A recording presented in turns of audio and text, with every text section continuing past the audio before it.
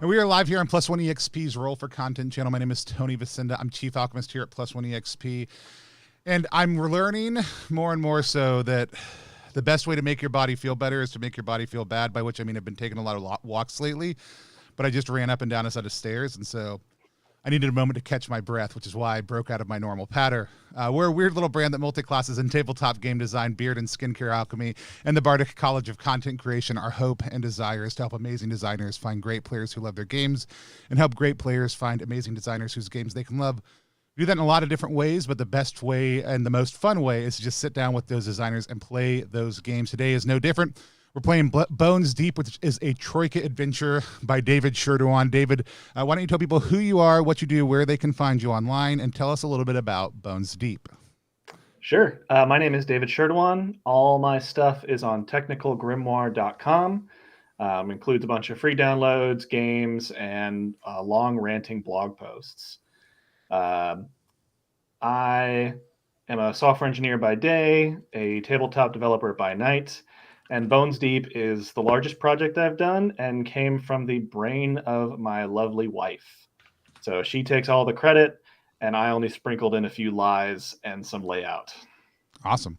I'm super excited to play. I love all the stuff that you do with Troika. I don't think I realized until just now that this was a husband-wife collab, and I absolutely love that. I can't wait to find out more about that. I also can't wait to only be a skeleton and not have to deal with my horrible meat body. So I'm very excited for those things. We're going to dive into playing in just one second, but let's meet our other players first. In a completely different location than the last time we played together, we've got Max Lander. Max, why don't you tell people who you are, what you do, where they can find you online? Yeah, I am Max Lander. I have a new cool purple wall. I'm going to put fun colors on it so it'll look even more different the next time. And my printer is featuring more prominently than I would have hoped. That's a good printer. Yeah, well, it's I make games sometimes, and you can find all of them at maxwelander.itch.io, one of which, the most recent one for the Together We Go Jam, Together We Jam, also involves skeletons. There you go, yeah. I have not had a chance to read through it yet, and I desperately need to because I got behind on my Together We Jam reading this week. I'm catching up later tonight and tomorrow morning. I'm very excited to look at Down to the Bone. Is that what it is? To the Bone, yeah. To the Bone. There we go. Then lots of love for your printer, by the way, in the chat right now. Next, we've got coming back for the second time in 2 days. First stream was last night. Second stream is today. We've got Mark. Mark, tell people who you are, what you do, and where they can find you online. What's up? I am Mark Strux. I do improv. I have an acting degree, and I also write games. And I guess I mostly do kind of fantasy sci-fi stuff. My entry to the jam was Goblin King, because I think that orcs and goblins are always just callously portrayed as the villains, and you never get to play them, and you never get to talk about how hot they are and charismatic they are. And so in my game, you get to play as them, and we get to fight the patriarchy and say it's unfair how you've treated me and portrayed me. Also, I think I am like only person in the world with my name, so I'm really easy to find. Isn't it fun? Isn't it fun to be the only person in your world with your name? I think 3 of us on stream have that. Max, I believe there are other Max Landers out there. Is that correct? I don't know. You know, it could be all of us. We're gonna Google it right now. We gotta find out. Hold on. We have a. Oh man, what just happened? Woo, hold on. There we go. In my excitement to Google your name, I moved a bunch of stuff around. I once did a thing that used to be very popular on the internet, so I'm immensely Googleable. So you might have a hard time finding the other ones. I do know the other stuff you did on the internet, and that's why I'm not showing this search publicly. There's a lot of fun on there if you feel like you want to go down that avenue. But there's somebody on Canadian LinkedIn with an N before their name. That's also me. That's also you. There we go. All right, there we go. No, it's just you. All right. Hey, a group full of originals ready here to play BonesDeep. I'm super excited to dive in. We always use a couple safety tools here on channel. I'm gonna actually let David run through his table rules first because they're unique to the channel. We'll talk a little bit about lines, veils, X card, other stuff like that as part of that process also. So David, why don't you talk to us a little bit about your table rules? Sure. So these are the rules that I use for every game, and they have become so ingrained in me that I just sort of know my ramble from start to finish, and time passes in the blink of an eye when I go down this list. So, real quick, I'll go through the rules of the table and some advice for how I run a game. Rule number 1 is to respect other players. 2 is to respect GM decisions. I'm okay to negotiate and have some back and forth, but eventually I do have to make a decision and we move forward with the game. That's all I ask. Don't interrupt. I'm not worried about that. Focus on the game. Again, I'm not worried about y'all. This is mostly for some of my in-person players. Luckily, since we're playing Troika, stuff moves pretty quick, so I expect no one will get bored, especially not the audience. Voice your concerns and desires. If there's something you want to see in the game, we can try to make it happen. Likewise, my X card rule, no sex, no torture, no blank. If there's something that you don't want to see in the game, you can bring it up after my spiel, or you can send me a message on Discord. I've had players who don't want to see spiders, or they don't want to see like animals get harmed. Any of that is fine. It doesn't have to be explicit. Whatever makes you uncomfortable, I'll remove it. Lastly, the last rule is if you say something, it happens. Speak carefully. This is to keep us focused on the game, and because sometimes an offhanded comment can lead to a really good adventure. So every once in a while, I will take something you say in jest and run with it. Be warned. As for some advice, bring your character to life. Think about what they want, what they do, what their goals are. Do things, be proactive. This will keep the game moving. I don't have to drag you all around by your nose. That's not fun for anybody. My favorite bit of advice is to scheme often. Dice may fail, but good plans don't roll. If you come away with some Ocean's 11 type caper, that is going to have much more success than just betting it on a dice roll. Ask lots of questions, take notes. These are your most valuable tools, not what's on your character sheet, but the information you learn about the world. Embrace failure, roll with it. That's why we roll dice in the first place, is to see things go wrong. Fight dirty, retreat, survive. I have not planned ahead in this game. I don't balance encounters. Just because something huge swims out of the darkness doesn't mean you're meant to fight it. And lastly, the answer is not on your character sheet. It's probably from some questions you asked earlier. So those are my table rules. Is there anything anybody wants to bring up, or any sort of content we want to add to our X card or mention as a line or veil? I think you covered all of mine, but if we have more, if you're uncomfortable, go ahead and message over on the Discord so that we can all see it. I will, David, you can stop sharing whenever you're ready. And I'll switch us back. I will also add, we have an open door policy here on channel, which means that if you may see us eat, drink, you may see one of us need to get up, we may need to take a break. That's because we're real normal human people who have all those real normal human needs. We're not skeletons blissfully living underneath the water, exploring the bottom of a seabed, who wouldn't need some of those things, but would still need to probably take a break from time to time. With that said, if you need to do any of those things, eat, drink, take a break while you're watching, feel free to. We will also. That's a normal thing. With that said, I think that's it. Max, Mark, either of y'all need to add anything else you'll need to talk about before we get started? No, I'm good. I'm great. Awesome. With that said, I'm going to hand things over to David to take us into Bones Deep. All right. So quick overview, and I'll do my shilling at the beginning and at the end. BonesDeep is a Troika adventure where you play as skeletons who explore the bottom of the ocean. We are currently running a Kickstarter for the hardcover version, which funded far too quickly for my tastes. I think this obsession with skeletons is unhealthy, and I've created a horrible monster. Please turn off your computers, log off, don't buy the game. I regret everything. And if you want a specific place to not go buy the game, you can go to TTRPG.link /BonesDeepKS, which is right below my face. But please don't use that link. Exactly. For those of you who are still here, skeletons are great. I'm happy to enable your addiction, and we'll get started. For today, we are going to be pursuing the goal of reaching the moon. There are no less than 6 ways to reach the moon from the bottom of the ocean, as we all know, and we'll see which one of those ways we bump into. Let's do player and character introductions, and then I'll explain a little bit about how skeletons are different from normal Troika characters. As if there is any such thing as a normal Troika character. So Max, do you want to introduce your pronouns, your skeleton, and their pronouns? Yeah, I use he and they. I feel like skeletons are. I just feel like my skeleton is a they. I feel like most skeletons. Not to like essentialize what skeletons need to be, but in my mind they contain multitudes. I am playing a junker named Bubbles. Awesome. All right. And Bones Deep includes 6 different kinds of skeletons you can play as. And what are you about as a junker? What is Bubbles all about? Bubbles is all about salvaging stuff and making cool little gadgets. Mm.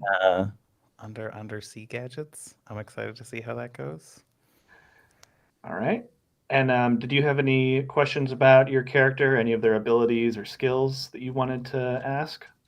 No, I'm really excited to be super good at taking things apart. All right. Which may or may not be my intent with other skeletons. We'll figure. All right. Mark, you want to introduce yourself and your skeleton? Yes, I also use he they.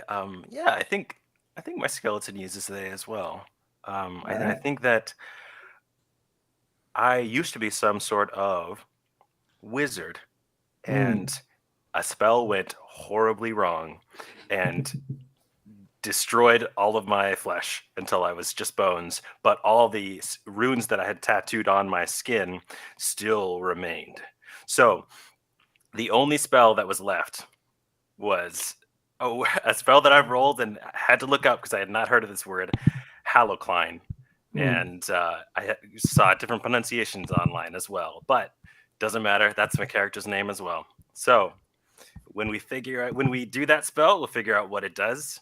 They don't know what it does, but they also name themselves after it. Okay, so your name is also Halocline? Yes. All right. I can tell you what it does, or we can leave it as a mystery. It's up to you. I think they are excited to use it in an important, dramatic moment and find out what it does. And for those who aren't aware, a lot of Bones Deep, a surprising amount of Bones Deep, is based on real-world undersea phenomena. So a halocline is a layer of heavy salt water that looks like an underwater lake.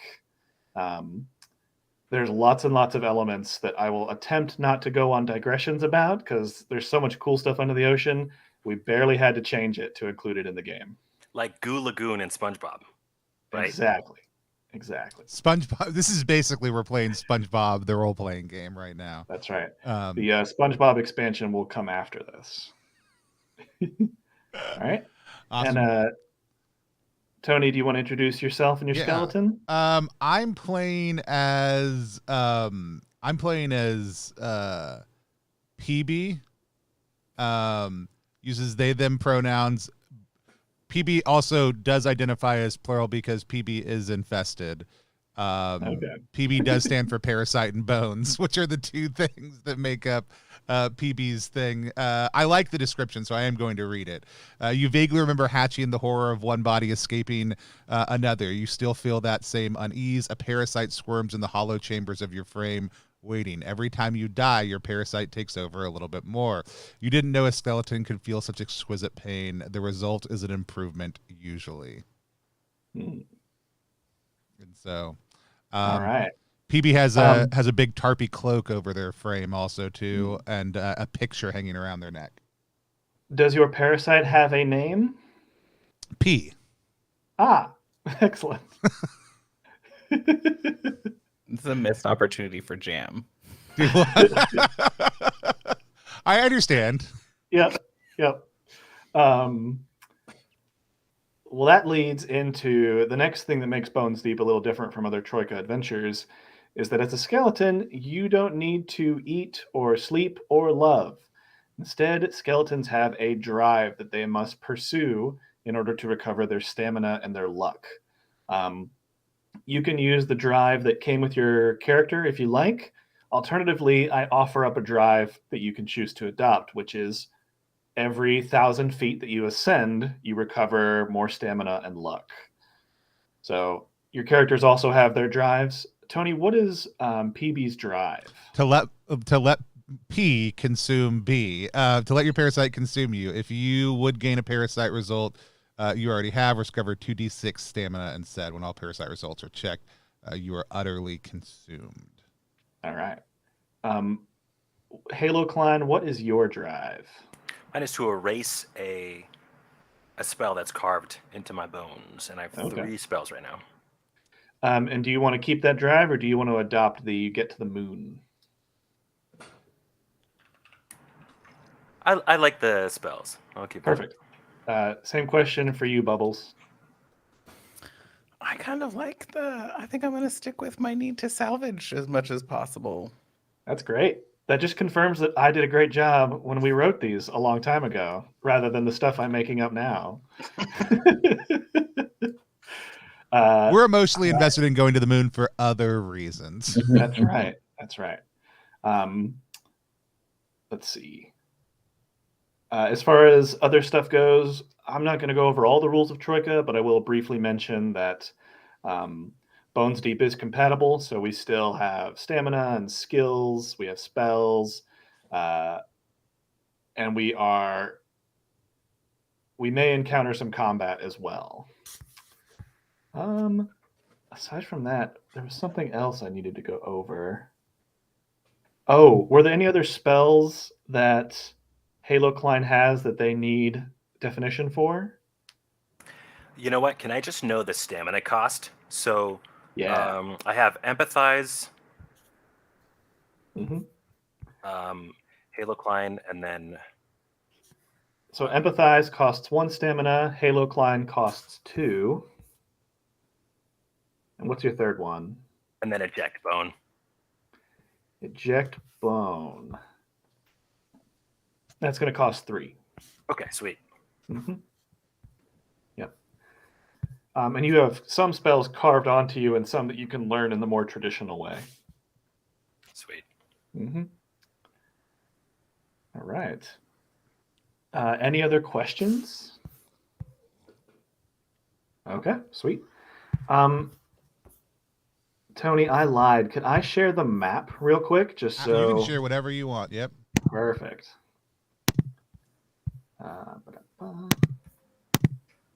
Just so we all have. Oh, that's not the right one. That's the secrets of the adventure. Oh no!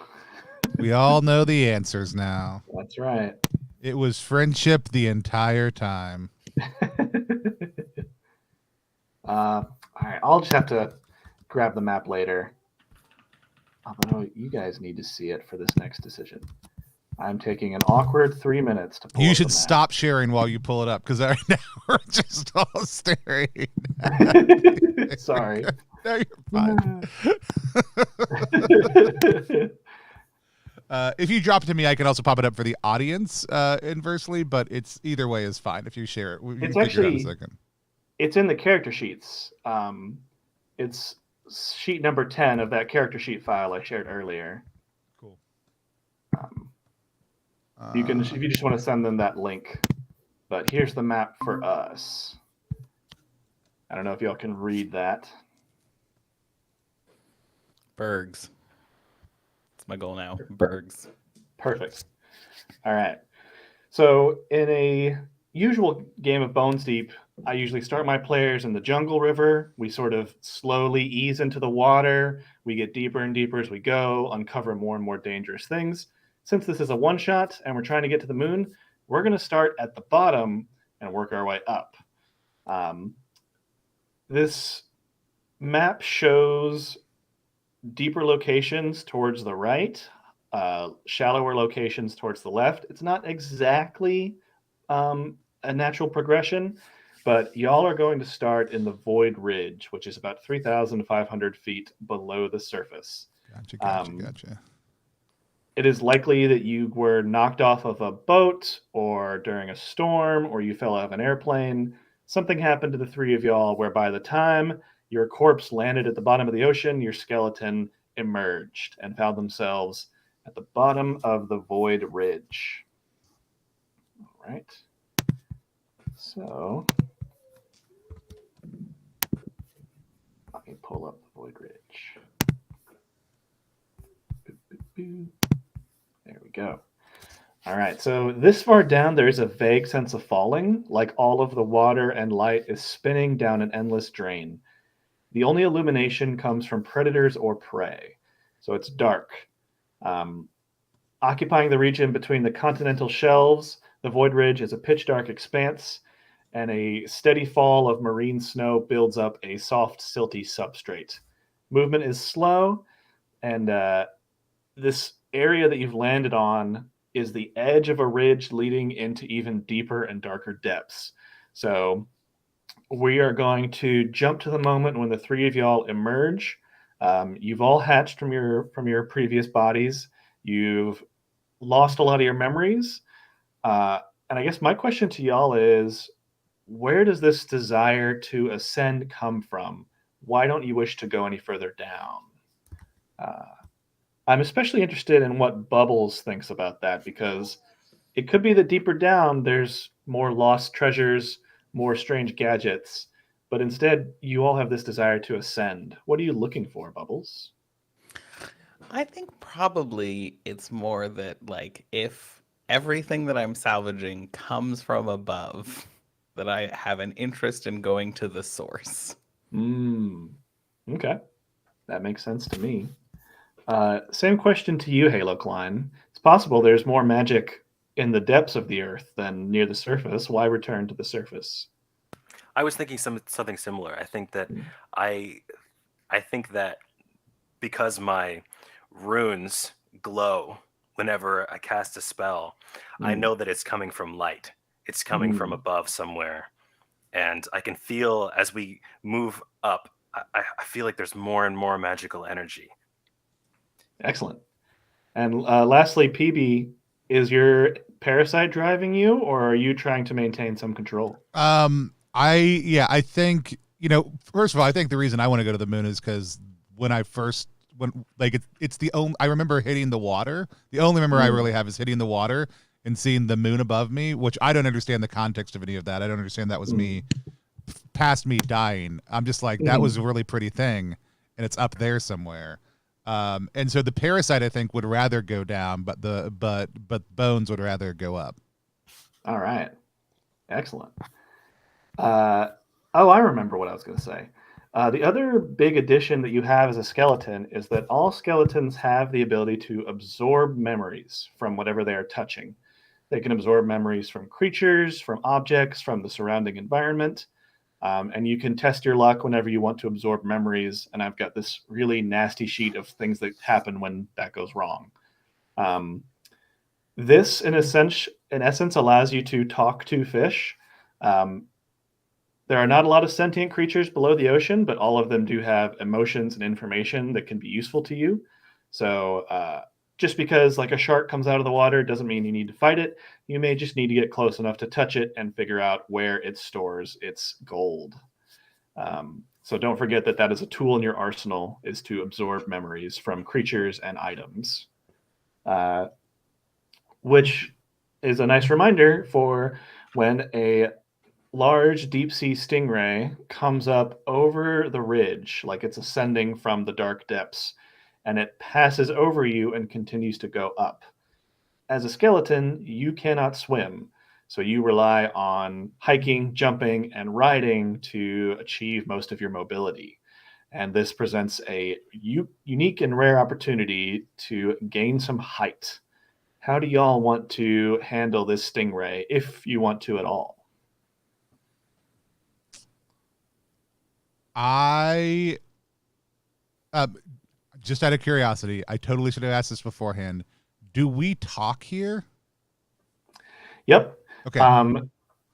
There was a version of the game, this is a side tangent that I'm trying to avoid, but there was a version of the game that I worked with Jacob Wood, who's a brilliant accessibility consultant, where there was sign language and vibration communication, and it was really out there and wild, and it was hard for players to enjoy. So we ruled that you can speak, hear, taste, smell, touch even though you're just a collection of bones. I can't That's all wait the for magical I can't wait for advanced BonesDeep to come Yes. out with all that stuff in it. BonesDeep Yeah. second edition. Yeah. The I want to pull out a joke book and tell it a self-deprecating joke and then attempt to lure it over towards me. Okay. And so as this thing is passing over, are you going to try and get its attention or yell at it as it like flies overhead? No, I think I yell the opening line of the joke, like in an attempt to like get it to slow down. Give me one element of the joke. You don't need to come up with a joke, but what is one element about that joke? It's about like I have slightly malformed wings on my inside. It's definitely about my wings compared to its wings. Like solid. Okay, and it's a joke. Also, you have to know I am currently Googling a list of self-deprecating jokes because this is gonna be an ongoing thing. About wings for all the. I guess I'm more interested. Is it a joke at your expense or the Stingray's expense? No, it's self-deprecating, so it's at my expense. Okay, perfect. Okay, then yeah, why don't you roll your skill and let's see if you can convince this thing. We're gonna roll versus. I'm gonna roll the Stingray's skill as well, and we'll see who gets the higher result. So you're going to roll 2 6-sided dice, add your base skill, add any advanced skills, and then we'll compare it to the roll of the Stingray. What's the deal with airplane wings? Is a good one. Why don't they make the whole Stingray out of that stuff? Would this be considered acting normal? Ooh. If you're trying to make a camaraderie, I can see that. Like, yeah, I mean, I think this is going to be a normal way for me to act the rest of this character. So yeah, that's great. So that is going to be all day long 14. Okay. And the Stingray rolled a 12. So you are higher, which means you succeed in your attempt. So the Stingray, again, communication is kind of funky and magical. It doesn't understand the words that you're saying, but it does pick up on some of the emotions and the vibes that you're giving off. And Stingrays are really big on vibes. They have kind of like a surfer culture, and they're always looking for rad currents to ride. So you have enticed it with your friendly and unassuming manner. So it swings back around and sort of passes over you again, giving you another chance to interact with it in some way. Does someone else want to take advantage now that you have its attention? Yeah, I have a rucksack and provisions. I think I could grab my knife and just tie a rope to it and just try and grapple up there. And then maybe all of us could just grab the rope and just hitch a ride. Sure. Yeah, try to skitch on the skate. Awesome. Are you willing to injure this thing to catch the ride, or are you being very careful not to? I'm going to try not to, yeah. Okay. All right. That's going to be trickier, but I believe in you. I'm going to say that this is less about rolling against it because it's already friendly towards you, so you're going to roll underneath your skill. Okay. So I have +1 for knife throwing, and then my skill is 5, so 6. Yep. Roll under a 6 with 2d6. Easy. What could go wrong? I got a 9, so no. All right. So this is a great opportunity to spend some luck. Normally, what would happen is I'd give you the choice between causing injury but getting a solid hook or missing and the thing flies away. If you want to, you can spend some luck to grab a solid hook and avoid injuring it. Yeah, I'll do that. Okay. Yeah, spend a point of luck, and then you're going to test your luck as well to see if that works. So you're going to roll 2 6-sided dice underneath your current luck and then reduce it afterwards. Okay. Yeah. So if I could just I have 9, so if I can just get that again, yep, we'll be good. Easy. That's how dice work. Yes, 6 this time, so great. Perfect. Yep, so reduce your luck by 1, and using your rope and knife, you manage to, underwater, there's more resistance to throwing things, so it's less of a throw and more of a lob, and it just kind of tangles itself around one of the wings. and y'all are able to grab onto the rope. I guess the next question is, how long do you want to ride this thing for? You begin to see the landscape passing by as it goes underneath. Sometimes it goes higher or lower. What are we looking for the dismount?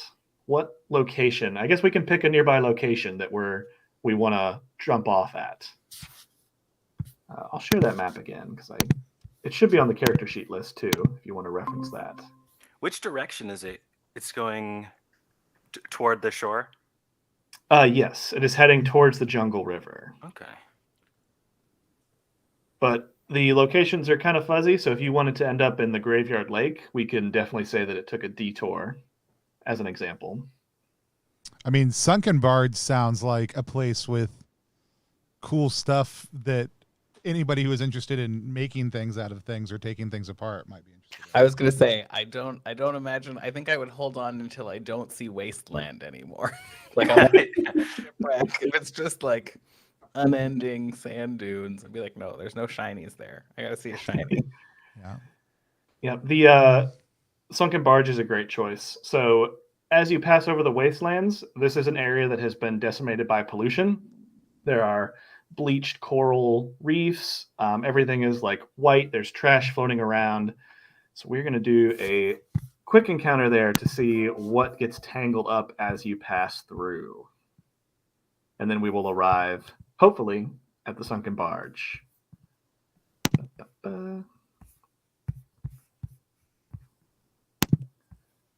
Yeah, the bleached wasteland. Surprisingly close to the surface. This is sort of like a little cove. So you've gone up about 3,000 feet. This ray has taken you for a long ride, and it is skimming the wasteland, which forces you to basically ski along the bottom as you continue to ride the ray's trail. Let me see what you bump into as we pass quickly through it. How long does this whole total process take? You've probably been riding this ray for a day or two. It's making good time. Okay, so my question is this: would you consider the time that we have free hours? Why do you ask? Because when I have a few free hours, I can try to commune with my parasite and test my luck. I think I'm looking for. I'm just moving around to see if I can encourage it to manifest itself a little bit. I think you definitely have time for that. All right. Especially if you can convince Halo Klein and Bubbles to kind of watch your back. Cool. You guys down to watch my back while I while B talks to P?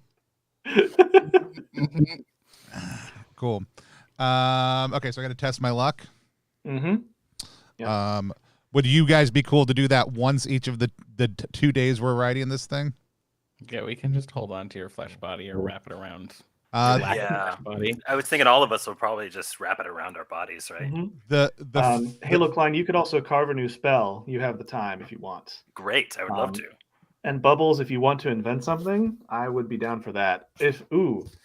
Especially if you can snag something from the trash of the wasteland. Yeah, I will let them do their day one thing, and I'll try and. Yeah, we each basically take turns taking care of things, so the other two have a few hours to do their pastimes. The first day I succeed, and then I need to check how much luck I recover, I guess, to see. Because there's in Troika, there's no cap on luck, is there? There is. Your starting luck. Is your cap on luck. Okay.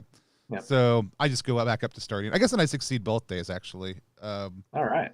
And so 2d6 to see what happens on each one. The first one, I gain a spiky carapace, 1 armor, and so which is fun. That is some stuff when I damage. On the second day, my spine continuously excretes a strong rope-like substance. I can collect and keep 5 feet of it every single day. Max. I don't. I don't like it. I understand that that's also what spiders do. Like that's you just made a silk, like a human-sized silk situation. But here I was gonna be like, did your carapace like grow out of your body? Because that would be gross. But then we got to the rope bit, so it's not even. This is the parasite inside me. So like I'm getting fleshier each time these things happen, but it's weird. It's not human fleshy at all. What am I? What does your parasite look like? Can we see it? Like, because we can see it. I have right? Through your. a fantastic picture of the parasite. I'll share it if I can. I'm sharing classic Troika faction. Anybody could decide what their parasite looks like or how it manifests. Course, Also, but of course. This is the. But I have the authorial intent. Let's show. I have a brilliant illustration from Laura Ketchum who really nails this tone between creepy and cute. Here, I'll share it. And let's ask the question to the just chat. When's the last time in a game that you did that in your opening travelogue you got powerful enough to make ropes come out your butt? Huh? Like, when's the last time that happened to you in a game? Let me make Can you all see that? Yeah. Excellent. Oh yeah. It's adorkable. Lovely. It is. You're very, very cute parasite, which is how we want it, really. All right. Do you want to roll for the second day? Oh no, you got both. You got carapace and your rope. That was my 2 days. Yeah. So let's see. Halocline, let's see what spell you get for carving. Do I need to roll for luck? So it should say in the carving stuff that you can enter like a carving trance and carve another rune on your body. And the benefit of that is that any carved runes that you use, you don't have to roll for those. They automatically succeed. But they're one-time use only. Oh, okay, cool. So I got 56, which is... It's a spectral sea pig. Perfect. Great. Let me tell you how much that costs. That's the spell. Yeah. The best name for a spell I've ever heard. Costs 2 stamina. Okay, cool. Also, you must sacrifice something shiny when you cast this spell. Stay away from me. Don't know sacrificing the shiny. He's going to be fighting every shiny bits the rest of the session. Yeah, that's right. I can't get this image of my head out of Bubbles just hanging onto the rope coming out of PB's butt to grasp the floor to just like. It's 100% like where the thing won't come down quite far enough. So like on day 2, you're able to like grab the rope out of my butt. Using my umbrella as like a rake to try and find kind of a little bit like gold mining. So I rolled a random encounter that we bump into as we pass through the wastelands, and it's actually a perfect fit for Bubbles' tinkering. So Bubbles, I'm going to say that as we pass through the wasteland, there is a large reflective plastic balloon. It says like "Happy Anniversary" or something, and it gets, as you pass through, it gets wrapped around your skeleton. Trapped inside this balloon is something moving around. What do you want to do with this? I too now have a parasite. I think probably I want to like try and disentangle myself from the bubble, from the balloon, although it feels like it fits me. I may or may not want to turn it into an outfit after I remove myself from being tangled in it. And something is trapped in this mylar balloon as well. Do you want to try and free it first or hold on to it for a while? Yeah, I mean, I'd like to take it out, but... Okay. So let's roll to untangle yourself and untangle whatever is trapped inside. Does this count as taking things apart? Because I feel like I'm taking... Ooh, yes. 100%. All right. I have to roll under an 11? Great. How dare... So hard. I need everybody to guess what I rolled. 12? I for sure rolled a 12. I for sure rolled a 12. You want to use some luck? Yeah, I was gonna say if you test your luck, I'll let you choose whether you free yourself or whatever's trapped inside. Yeah, sure. I will test my luck. Can All I right. roll under again? Can I roll under 11? Yes, great. I rolled a 3. Then you reduce your luck by 1. Mm-hmm. And do you want to free yourself of this bubble or of this balloon and treat it as if it never bumped into you and you move on, or do you want to free whatever is trapped inside of this balloon, but you are also tangled? Let's free whatever's stuck in it. I'll stay tangled. Okay. All right. So just a reminder, from now on, you are going to be tangled up in a bright, reflective, colorful mylar balloon, which will make you very visible and very attractive to lots of different creatures. Including myself. You said it's bright and reflective. It is. Does that count as shiny? If I sacrifice it to make a ghost pig. We can see if you can cut him free later. Sacrifice just all of me. So trapped in the balloon is a small tang fish. Lots of fish can be adopted and commanded. Because you have freed this one, it is automatically adopted by you. And it can be, its tail is very, very sharp, and you can throw it like a knife, and it will swim back to you after you throw it. That's so rad. Mm-hmm. I've just looked up tangfish. Let's say if anybody doesn't know what we're talking about, it's a Nemo. Mm-hmm. No, it's a Dory. Sorry. Yeah. Oh my gosh, the internet was going to come after me in just a second. Not a Crisis averted. All right, and then I believe Halo Klein, you had one more day. Instead of carving another spell, did you want to try and untangle Bubbles' reflective stuff? Yes. Yes, Okay. let's do that. All right, that's probably going to be skill. So you're going to roll underneath your skill. Okay. Trying to think of how I can use calligraphy here. No, I don't think so. Okay. You have knives, right? Yes. Okay, that'll help. Okay.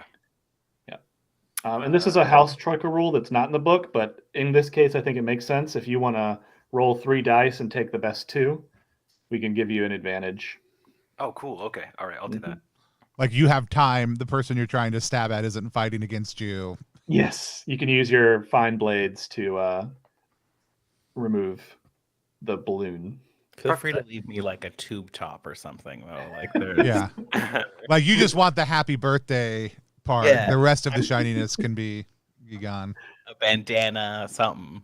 Or what is it? What does it actually say, Max? David said like happy birthday. Is there something else you would rather have emblazoned across your skeleton's chest now? Let's figure out if I get out of it. And I'm gonna find. I'm gonna do a cursed Google of what the worst possible and like like messed up printings of balloons are.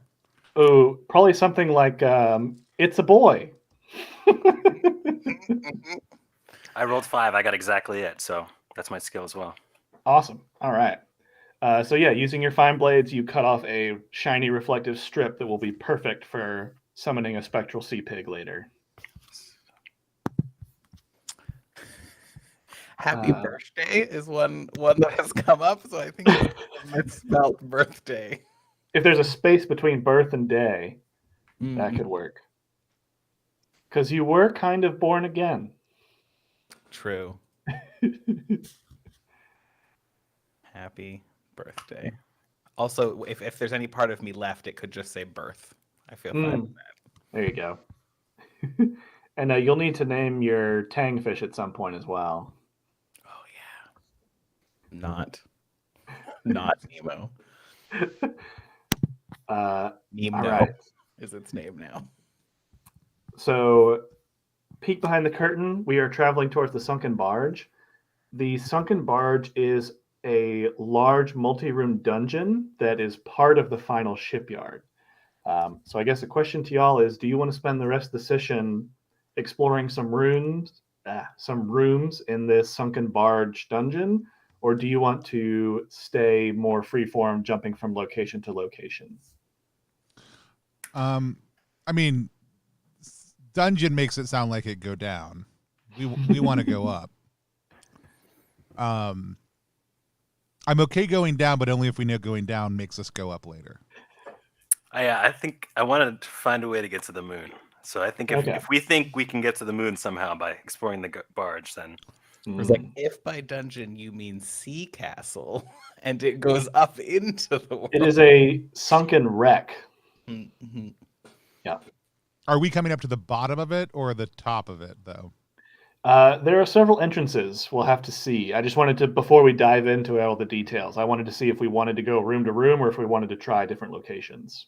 Yeah, I think I'm more interested in seeing more parts of the ocean as we look for a way out, but I'm fine with whatever, really. Okay. Max, Then Mark, let's do it. preference?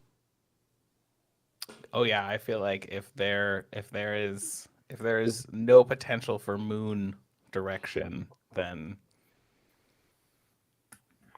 I think I realized that my spells are created by moonlight. And now I know that we have to get there somehow to figure That's a out. great idea. Yep. Then let's do a happy medium between exploring a wreckage and visiting a location, and we will simply go to the sunken shipyard or the final shipyard, which is a collection of a bunch of different wrecks, and maybe we can piece together something from there. All right. So the final shipyard is only about 200 feet below the surface. This is kind of like the Bermuda Triangle location with tons of wrecks from all different eras of history. There are, rotting junks, huge cruise ships that have fallen into the silt and been buried. There's the occasional alien vessel that has dissolved in the water. Just a bunch of wrecks spread out before you. And you're almost to the surface. Alien vessels that have dissolved in the water sounds very moon probable. It's true. I'm willing to believe that I fully believe that aliens come from the moon. We could be aliens. What was our flesh before? We don't. It's true. It's true. Let's see which wreck you bump into first. As you let go from the rad ray that is giving you a ride, and you descend into the final shipyard, let's see which one you land on first, and then we'll see if we can find something more useful for our goals. So 7. All right. So you land on a rotting Chinese junk. The writing is written in a dialect that you don't quite understand. And there is still a door on the deck that leads deeper into the ship if you wanted to try and explore into that. But the junk also gives you a good overview of the surrounding shipyard as well. What do y'all want to do? You can explore the ship, or we can try to find another wreck, or try to figure out what the name of the ship was. Can I touch the ship to absorb some of its memories? Hell yeah. That's the good stuff. And then we all get to make up histories for it. So to absorb memories, you're going to test your luck. Which I did, and I succeeded. All right. Excellent. All right. So the name of the ship is best translated as the Lost Maru. It was blown way off course and landed in this cursed area of like a Bermuda Triangle type place. And the emotions that you get is one of jocularity and joy. It's almost like this was a crew of entertainers who were traveling to a big gig. This is 100% another. This is like all of David's Troika adventures where the party died. This is where they ended up. That's right. All right. So what do y'all want to do? We can explore this ship a little more, go into the hatch, or we can move on to another wreck.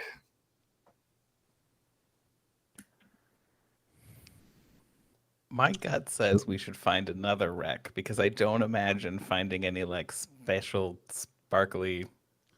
My goal now, I'm like, I think we just want sparkly magic stuff, whether it's like moon dust or like alien stuff. Or We're looking for the sparkliest stuff. The sparkly Okay. stuff possible. All right. Then let me give you 3 other wrecks that stand out in terms of sparkly, weird technology. So the first one is a metal shell with smooth overlapping lines, kind of like a Nautilus shell, but obviously metallic. The next one looks like it has some sort of jet engine. The back of the ship is charred, like by a strong fire. And then the third one is just the bow of the ship pokes out. It's made of this dark green wood, and the carving is some sort of alien type creature that could be from the stars. So we've got a metal shell, we've got a charred engine, and we've got a mysterious buried ship. Which of those 3 do we want to tackle? I like I metal feel like- shell or buried ship. What do you guys like? I feel like my immediate thought would be the jet engine would be better for like space stuff, but I don't think that Halocline knows that that's what it's for. So they would go immediately toward the carving because I Mm. love carvings of things, and I want to know what is this creature. Mm. Yeah, I feel like I'm fine to follow you to the carving. I'm curious about the jet engine, but I feel like the chance of getting a jet engine going slim. A burnt jet engine. Look, all I know is between us, we've got 3 things of lamp oil that probably work just as well as jet fuel, and so probably I get got all the some way to the moon on flares. those. Actually, maybe we could just make a jet engine out of my flares and your lamp oil. All right. Then let's go explore the buried ship. You make your way over to this. Only the bow with the carving is poking out above the silt. And the material that this is made of is like a dark green wood. There's nothing growing on it, but it has this inherent green tinge to it. And it has the grains of wood, but it doesn't feel quite right. Halocline, as you get closer, the knives that you have in your pack are magnetically attracted to this wood. And same with Bubbles. Any of the gizmos, metallic gizmos you have are attracted to this wood. And if you get much closer, the pull becomes very, very strong. Wait, I could just use this to collect metal.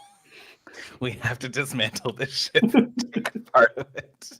I think y'all start slowing down because you feel this pull, but I've only got the one knife, and so I step a little bit closer, and that I think the magnetism just takes hold. Also, I'm apparently supposed to have one random spell.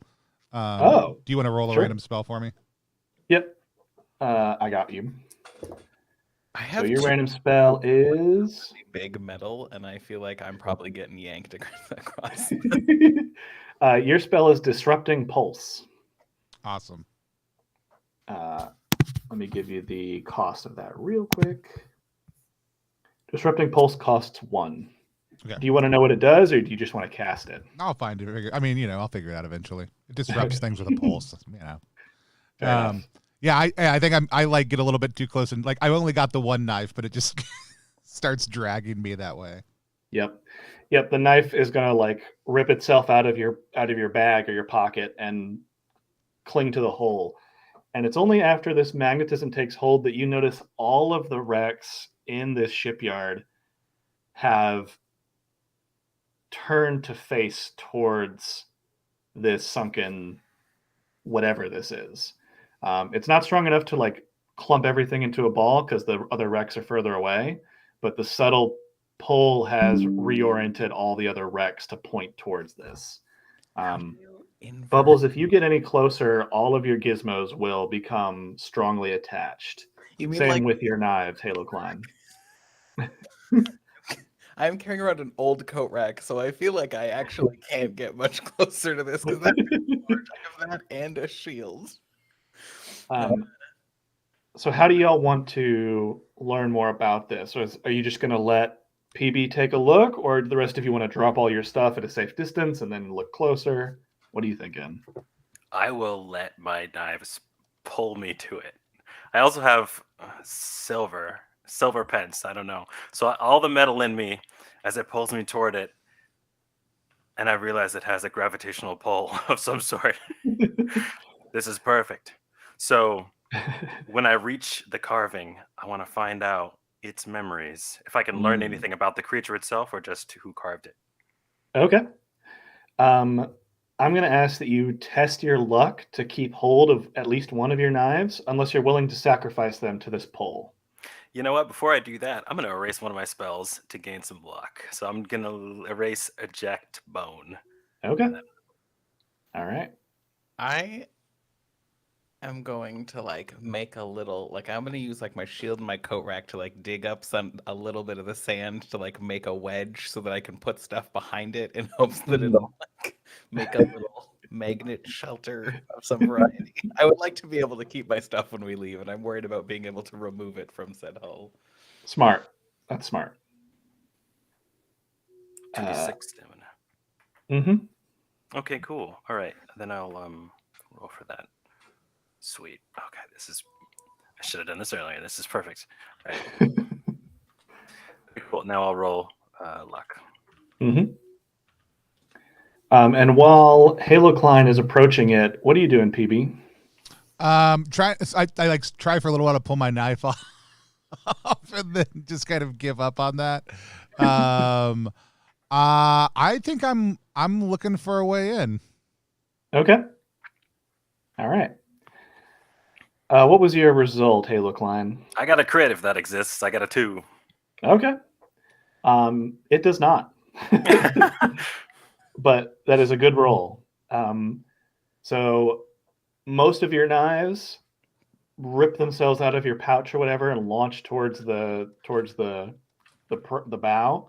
Same thing with PB's knife. Halo Klein, you managed to keep hold of 2 of them firmly in your bony fists.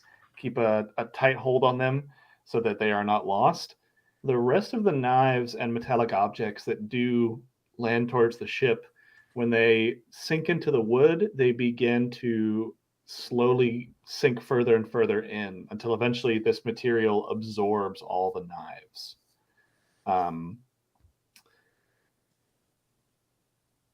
PB and Halo Klein, the 2 of you are near it, drawn by your magnetic.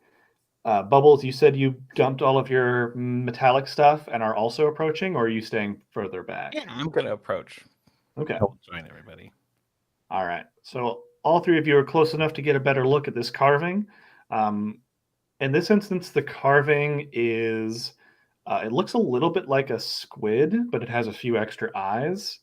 And there is a star field in the background of this carving. So definitely from beyond the stars. It's a squide.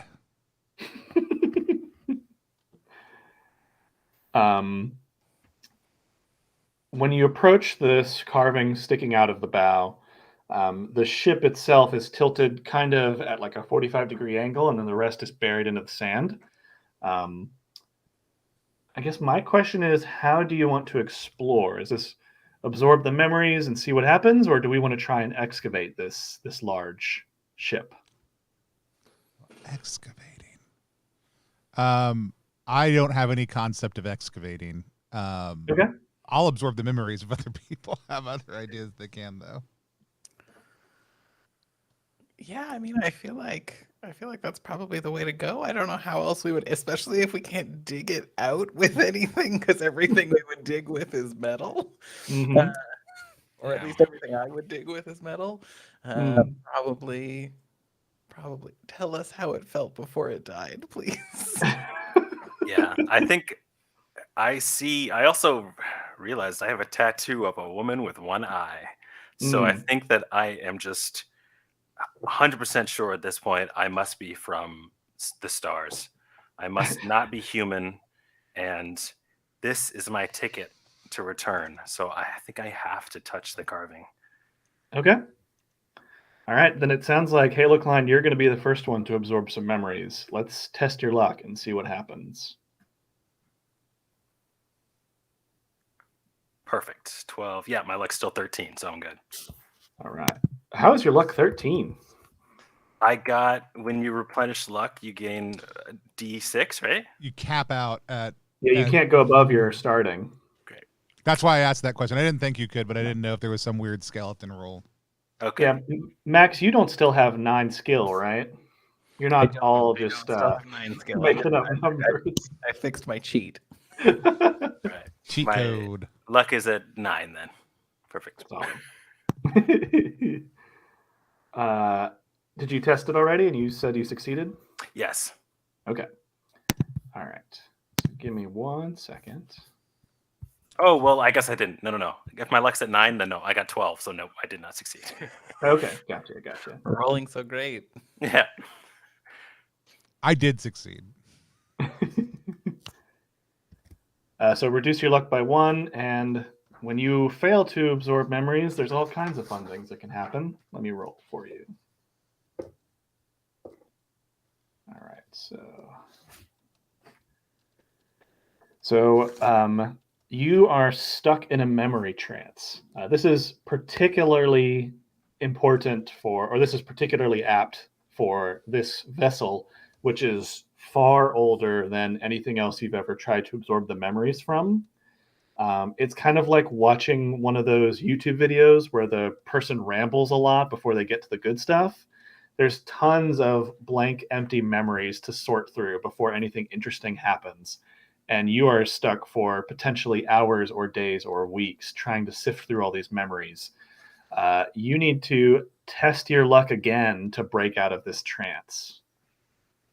And you need to keep testing your luck until you break out of this trance or be lost forever. I feel like whatever I'm seeing is just going to become my personality from now on, because I definitely know that this must have been the life that I led. If it's touching me, reaching me so hard. Okay, I got it. 5. Cool. Okay. You live 1,000 lifetimes and all of them are bad, and then you get ejected from this trance. So you didn't get any of the good stuff from it. Let's see how PB did. I succeeded. Okay, sweet. I'm going to say that your parasite is what allowed you to overcome this depth of memory. Do you know where your parasite came from? Because this could provide a clue. I know my parasite came from inside of me. Ah. But I don't know where it came from before that. Ah, okay. It's like the where are you from question. Right. Yeah. And so like if you ask the parasite, it's like from here. But if you ask the parasite's family, it might have other opinions based on how much cultural memory and expectations have been passed along, Exactly. So yeah, this vessel once sailed among the stars, and it crash landed here from an alien race that was fleeing their failing world, and they thought they would crash land on Earth and build something new out of it. The race has long since passed, but this ship remains, and thanks to some of the weird magnetic properties it has, anytime that the silt covers it, the ship is pulled a little bit higher up towards the surface. So over the eons, it has been drawn to the wrecks, and the wrecks are drawn to it. And this ship is the reason why there's so many wrecks in this area, is because as they fall, they get drawn towards this thing, and they all land around this sunken ancient alien vessel. Unfortunately, it is hard to figure out how this thing traversed the stars, or if it even is still capable of doing so. At this point, my recommendation would be to either go on an adventure to seek out more information. Maybe you cut off a piece and bring it with you to try and find out if someone else can tell you what it is, or you allow yourselves to use this vessel as a way to learn more about the other wrecks, sort of like a direction. So if you want to pursue restoring and using this vessel, we can, or you can use the vessel as another clue leading you to your eventual destination. What are we thinking? I feel like if PB thinks there's a possibility that this could go up, I would want to spend time trying to make that happen rather than exploring a whole bunch of other stuff. Yeah, I feel like I'm also like, yes, and maybe that means I do want to take a piece off, but that might be It would be a different thing also. Yeah. I think this is the moment where I'm ready to use my spell. Ah. If I can figure out what does it do, I guess I should say. But I feel like this is going to be the perfect moment. Which spell? Halo Klein. Do you want to know what it does, or do you just want to cast it? Let's see what it does. Okay. Boo! You know what? Let's do it. I'm going to touch the ship, and I'm going to do it. Okay. No, because I feel like it's either going to pull me up to the Halo Klein layer or like create one. I don't know if it's going to be pertinent to us, but let's cast it. You're right. Okay. All right. So you're going to cast it. Are you going to try and draw energy from the ship, or are you going to channel energy to the ship? Channel energy to the ship. Okay. All right. I dig that. All right. So you're going to pay 2 stamina and then roll under, or it's a carved spell, isn't it? Yeah. So it succeeds without a roll. You still pay the 2 stamina, but it's an auto succeed. You see the moonlight that normally glows on your runes travel down your hand and into the ship, and it illuminates all the subtle grains of whatever material this is. The ship there's an empty silence, like a false shudder, and then this toxic dark water begins to spill out of the carved statue on the bow. This is forming a halocline of heavy dark water. Only this water is a lot more toxic, and like it's the equivalent of heavy water, like you'd see in a power plant or a nuclear power plant. And as it spreads, all of the life that it touches quickly dies and perishes. When you normally cast it, it's maybe 30 or 40 feet around, and it's a way to protect yourself from predators and stuff because you can hide in this toxic water. Because you have combined this with an ancient alien vessel, this may not stop producing toxic water. And you have set off a chain reaction that will eventually cover this area and potentially keep covering it. I guess my question to you is, Perfect. Is this what we want? Because the heavy water may be enough to lift the boat as well. Yes. If we could just propel it up with like Jacob's ladder, just keep going up. Right. We'll just. But it will poison a huge chunk of the ocean, and you could make some enemies doing this. Yeah, I was gonna ask, does that mean that like even if we get the ship out and it just keeps going up, that it's kind of just like a toxic puddle that goes through the entire good, yeah, wonderful. And if we take off into space, what could possibly go wrong? I think we're good. This is a great plan. We can poison the atmosphere and the ocean all in one go, and all our enemies. As you leave this planet. Yeah. Oh, you don't like it? Good luck getting to us from another planet. All right. I dig it. I think this is an ingenious solution that only a skeleton could come up with and survive. So here's how we're going to play out the next hour. We'll take a break soon and get refill some water. But I'm thinking we'll do a few scenes with other factions that might oppose this, and you will have to either convince them or defend this ship as it continues to pour out waste. Or I'm open to the idea of trying to find some other information that could stabilize or accelerate this process. Are y'all interested in sort of defending the ship and protecting it against threats, or do we want to leave and pursue a solution to make it go faster or to control it more focused? I'm down for either one. I feel like I've spoken first the last couple times, so somebody else has to this time. I was gonna say, me Max wants to stabilize it. Me Bubbles is like, do I care about living things if I'm undead? Like I don't know how attached I am to I would like to be a better person. I don't know how attached I am to living of things, but I'm very attached to getting to the moon and getting Yeah. out of here. I think okay, so this is like a full like pirate ship, not pirate, but like The bow is ship-ish. okay. Yeah. I think this is perfect. Yeah, we just wait on our ship. We're skeletons. We're not going to age. So however long it takes, we'll get up there. Okay. All right. I think we're also getting the idea of being interested in doing some combat as well, or some aggressive negotiations. Is that what we're leaning to? All right, sweet. That's perfect. Why don't we take like a 5-minute break, and I will find some adversaries and refill my tea. Some suitable adversaries. Excellent. We are going to take a 5-minute break. We are currently playing BonesDeep, which is a Troika adventure. You can find out more about it over at TTRPG.link/BonesDeepKS.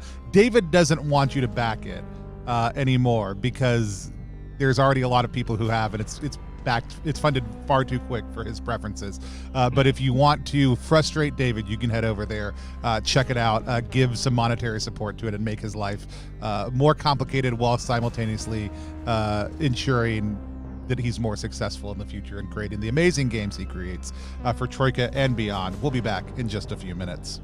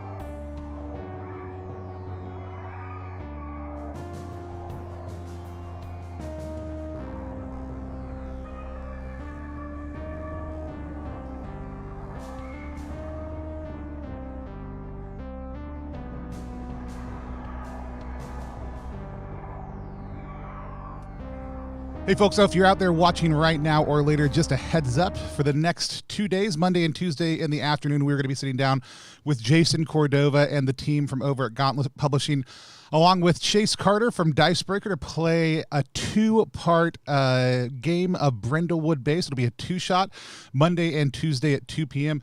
If you aren't familiar with Brindlewood Bay, but you like weird Cthulhu-esque things under the ocean, and if you're watching this stream, you just might, it mixes basically Murder, She Wrote with H.P. Lovecraftian type horror. So you are a group of elderly women who have a book club about horrible murder mysteries that also happen to connect to the local cult in your quaint seaside town, dealing with those realities and exploring them. So come back tomorrow afternoon to watch Brindlewood Bay. We've also got some interviews and other actual plays coming up next week. But we are going to be taking the week after this one off just to kind of enjoy some family time and other things as we've got folks coming in town. So please feel free to check out any of that stuff or any of the other streams we've done this week over on our YouTube channel, youtube.com/+1exp. We'll be back in just one moment.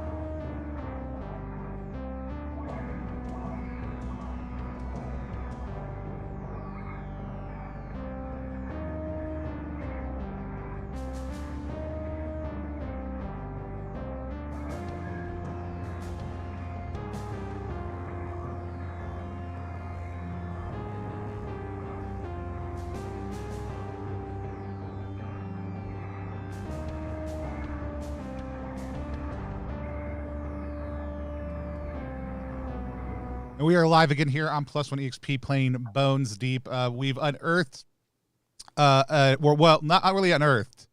We've re-oceaned a ship by creating a toxic water pool of heavy water down below it, slowly destroying the world's oceans. But let's be honest, that was already happening anyways. And we're skeletons. We don't know any of that. We're just, we're just trying to make it to the moon. If you just joined us, that's what's happening. And David, why don't you take us back into Bones Deep? Yeah, let's see. How do I summarize?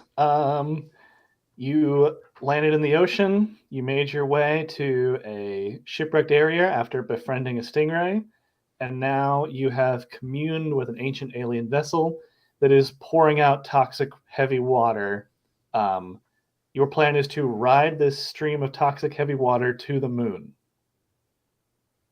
Excellent. All right. What could go wrong? Yeah, I see no problems with this. Unfortunately, there are lots of creatures and factions beneath the ocean, and quite a few of them would not appreciate this change that is occurring. So I'm going to say after about a day of you monitoring the situation of the toxic pool spreading. Oh, since it's been a day, can I make a set of parasite rolls? Yeah. Same with you, Halo Klein. If you want to carve another spell, you can. Bubbles, if you want to make a quick trip around the final shipyard to try and invent something, you can. Try to, steal some tech. Yeah. Okay. Can I just roll on this table? Because I love rolling on tables. Yeah, roll on the table, and I'll see if there's a wreck that makes sense for you to find it at. I did, David, just get the one that is incredibly unlikely, and I am incredibly excited to get, which is I rolled a 2. Whispering voices in the back of my mind grow louder. When you roll for actions while following their orders, you always succeed. However, their plans for you are not always good. Mm-hmm. Yep. I will keep that in mind, and if the parasite has something horrible to suggest, I will be sure to suggest it. I rolled my spell and... Oh, sorry. No, go ahead. This is going to be so useful. Launching Leap. This is perfect. Ooh. Yeah, so Launching Leap. It costs 1 stamina, and it does what it says on the tin. As for the tech that Bubbles is scrounging. I rolled, I kid you not, I rolled 2 62s, which means it's just my choice and my choice. There's a very cool gadget generator table in here, and I was like, yeah, I love a random table. It's like, just pick what you want twice. And the things that stand out to me is the idea of something being mermaid hexed. No idea what that means. Sounds great. And I feel like in this context, a spring might be cool. Yeah. All right, then I'm going to say that the ship that you end up plundering is a wreck named the Anastasis. It's a buried medical frigate, and it contains lots of useful medical supplies as well as some tools and gizmos. The mermaids, also known as the witches, are big on healing and restoration.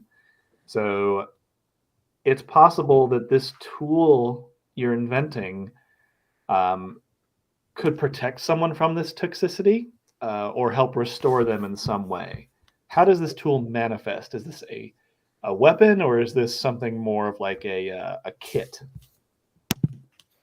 I think it's probably more like a kit. It might look like a weapon, but it might look more like it's displacing water. Like it might, like if I was using a water gun underwater, might be a little bit more what it looked like.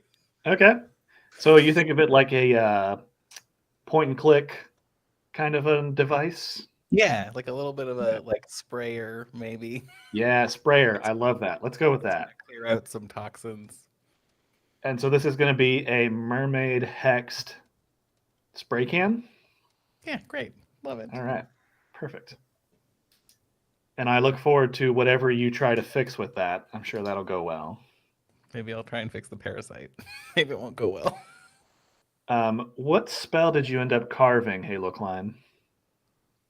Oh, Launching Leap. That's right. Yeah. Mm-hmm. And PB has a whispering voice in their head now. As you do. Okay, sweet. So you all monitored this ship and its toxic emissions for a while. You'd spread out to collect yourselves, develop, work on some things. When you regroup, there is a pack, I'll say, a pack of small shrimp, and you hear explosions happening near the ship. Peek behind the curtain. There's a faction underwater known as the Crab Cabal. They are a sentient hive mind of all the crabs under the water, just like in real life. And they were the first to respond to what is happening here, and they have sent some of their demolition experts to destroy this ship before it causes any more trouble. There are currently about 10 tiny pistol shrimp scattered along the bow of your sunken vessel, and they are detonating large or small, powerful explosions, little bubbles of nuclear fire that they are detonating to try and destroy the ship. And they're making slow but steady progress. What do y'all want to do? I am going to say my one disappointment in the campaign, David, was that there was not the Crab Cabal propaganda posters that I assumed would appear as an add-on in the Kickstarter campaign. But it's fine. It's fine. So actually, to address that, I'm hoping that if we have downtime while we wait for the books to print, I can make some of those posters a reality because we funded so much extra. They're so good. But I can't promise anything until we know how much downtime we have. Right. They're so good. So there's explosions happening all around us? And tiny. Yes, there's about 10 small pistol shrimp that are detonating like about 6 inches radius nuclear explosions to try and destroy the ship. As pistol shrimp do. Yes. Yes. I want to try and do something weird. No. Crazy. Not me trying to do something weird. I would like to take my bounding shield and possibly like fasten a bunch of my flares to it and use that to offset the magnetized field of the ship to have it like whirl around the outside of the ship as like a weird little protective shield and maybe take out a couple crumple shrimp with it. You want to set an orbit around the ship. Yeah, hoping that the flares will like maintain it a little bit, and maybe, and I don't know if the bounding, I don't know what the bounding nature, like what the physics of its bounding qualities are, but like, okay, that in there also. I can see this being a valid defense against larger foes and future foes as well. If you do this now, the shrimp are already on the ship, and it may prevent you from getting there. Right, that makes sense. Here, goodbye. Here, have a whirling shield. Fine, I'll do it. We get in. Somebody else deal with the ship. So since I was hanging out on the thing, I was gonna walk up to the shrimp and be like, "What are y'all doing?" Not, please. The explosions stop long enough for them to communicate with you. They've dealt with skeletons before. They understand how things work, and they explain that the Cabal has a vested interest in preventing this calamity from occurring and hopes that by destroying this vessel, the flow of toxic heavy water will stop. In fact, we're trying to get this thing out of here. They're trying to offer us what? They ask for your assistance. They don't know who's responsible for this, and they say, "Would you be willing to work for us in exchange for some crab credits?" Yeah, I'm trying to get this thing out of here. So that sounds great. How can I help? Excellent. So our explosive force is making progress, but the water is still emerging. I would like for you to find the nearest wizard and bring them here so they can help us accelerate our destruction. What about used to be a wizard? As long as they know the spell, and they give off like 7 or 8 different spells that would be appropriate in this situation. Yeah. Cool. Yeah, hold on. And I just walked to the other side of the ship I tell Halakan, like, hey, there's some folks over here looking for a wizard.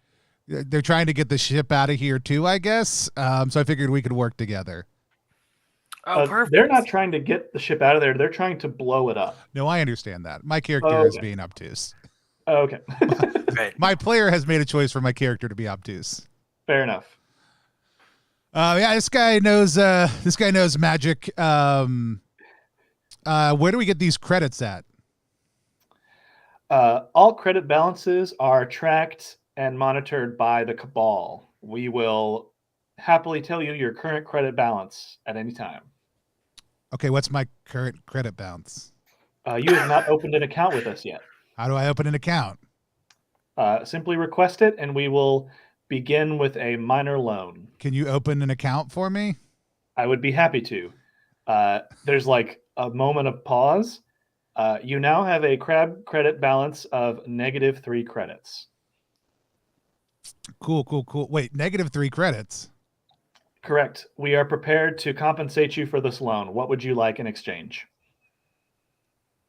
I'm not a loanologist. By opening an account, you agree to the terms and conditions described therein, and you now owe us 3 crab credits. But what would you like in return for this? What was the debt? loan? That's what I'm wondering is what do you want in exchange? Oh, can I have all the crab credits? You wish to owe us more?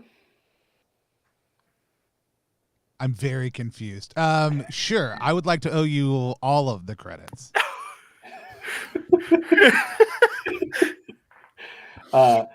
There's like a confused pause. All the explosions stop, and the pistol shrimp sort of look at each other.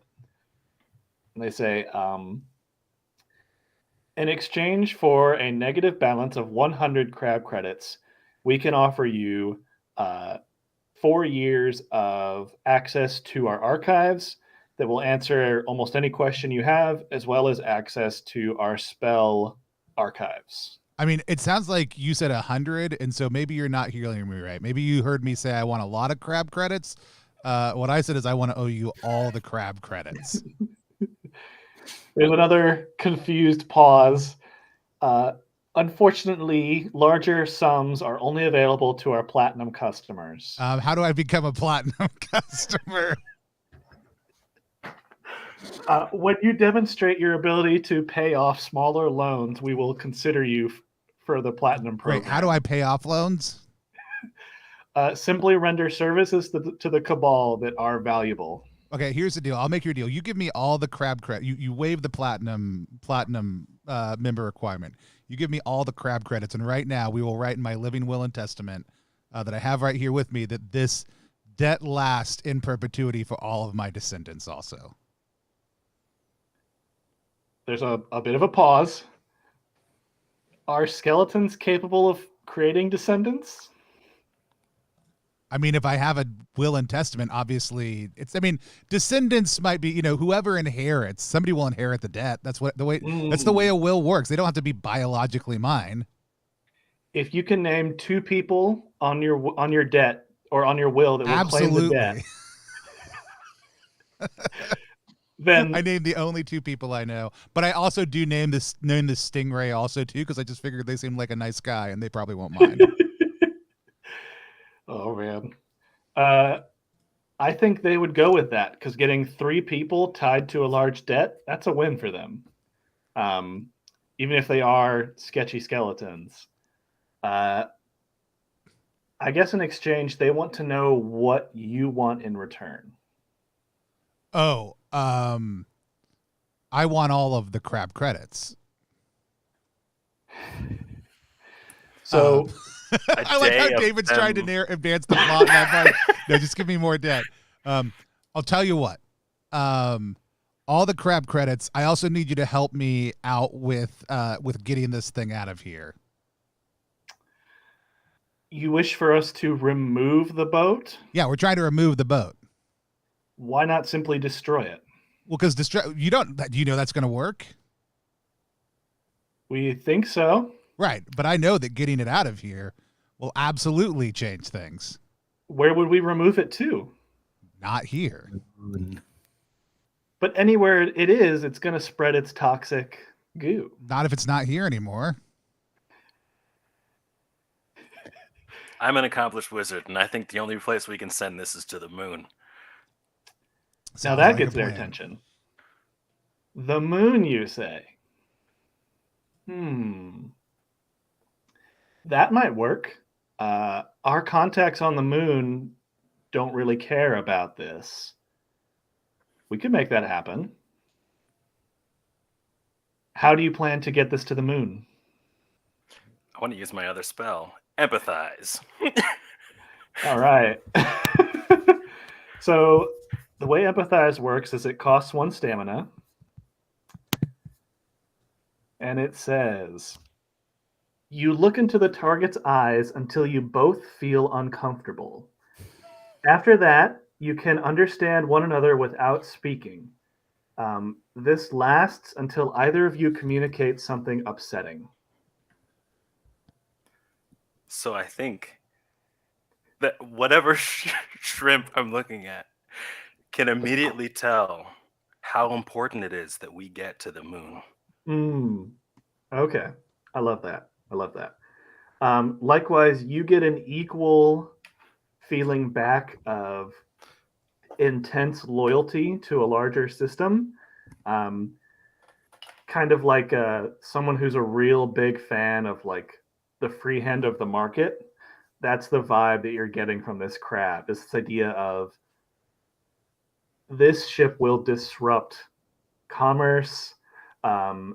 This is a really big problem. It's not so much a concern for themselves or for life or for anything like that, but they are concerned about the economic impact of an ooze-emitting ship in the middle of the ocean, and how it is priority to get rid of it in any way that it can. So the cabal is the largest and strongest power under the ocean that we know of. There may be something in the depths stronger than them, but they have access to information. They have blackmail on everybody. They have their hooks and claws in every part of the ocean. This includes the wizards. There are several talented wizards capable of teleportation.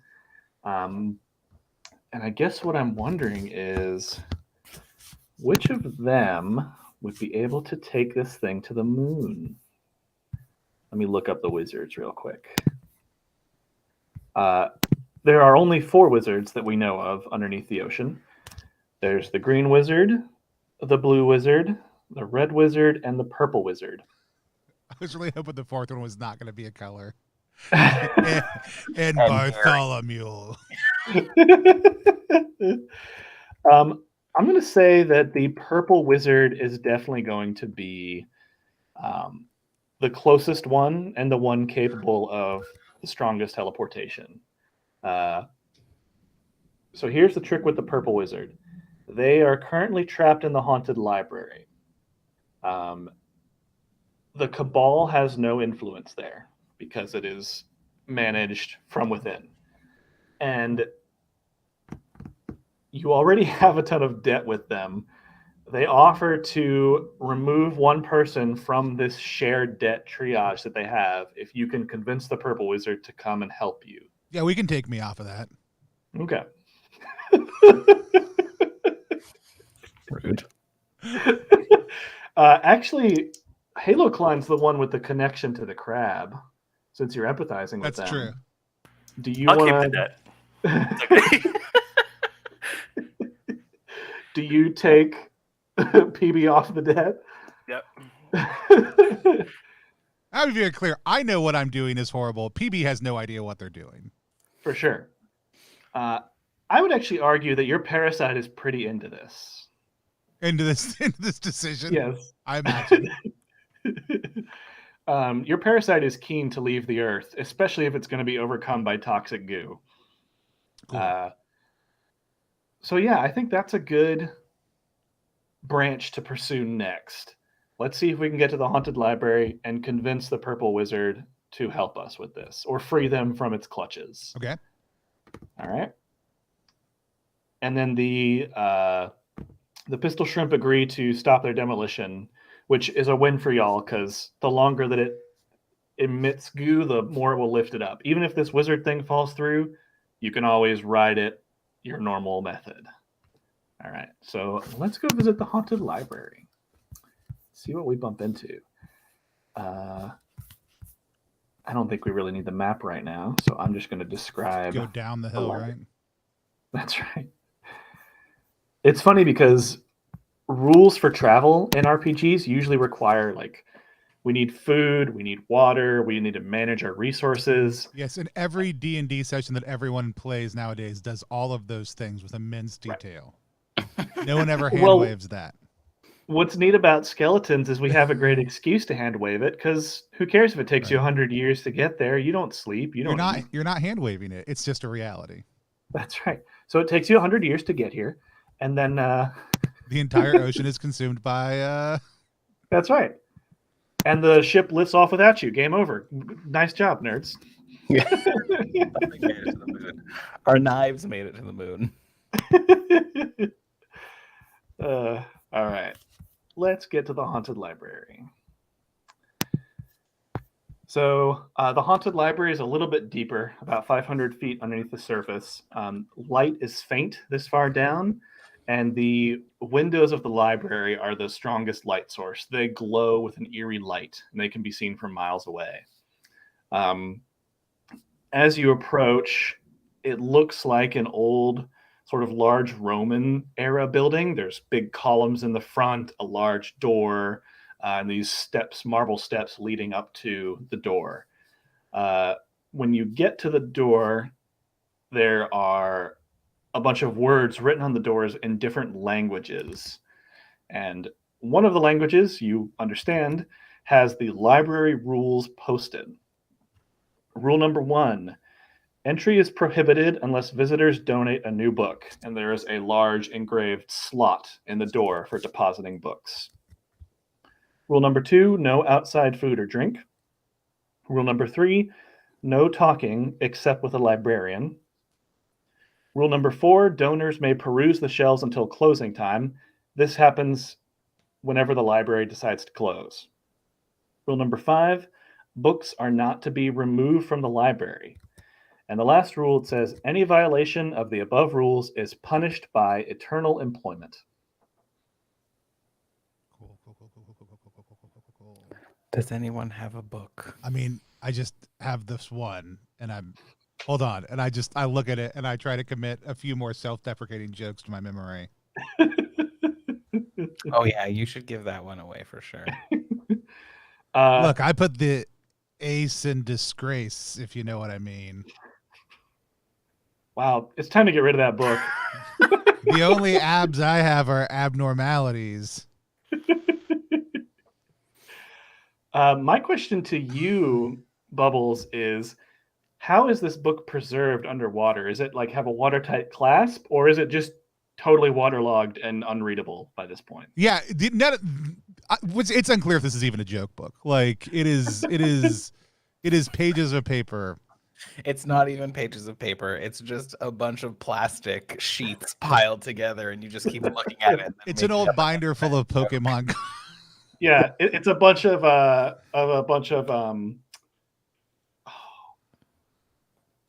laminated cards. Right. Yeah. I printed out a bunch of bad memes from the internet when I was alive and put them in. And it's all in laminated pockets. It's all like socially awkward penguin memes, that kind of stuff. Mm-hmm. Actually, when I Googled list of self-deprecating jokes, I got one list of very bad ones, which I just read some off of just to give you a sample. I also got a whole lot of list of memes, like from BuzzFeed, and that was it. There are no other lists of self-deprecating jokes. Not the first time it's ever come up on stream, but when I was in second grade, I thought the best way to become funny was to check out all the joke books from the library and memorize all the jokes. That does not help you as a second grader at all. When you are a parent, specifically a dad-type parent, or when you are a youth worker, that skill comes back into play just real hard, though. So So this is a real coming home moment in play for me as a player also too, where I give my joke book to the library. All right. So you deposit your ring binder of Pokemon cards into the slot. As I put it in the slot, I say, I'm dropping it like it's my hopes and dreams.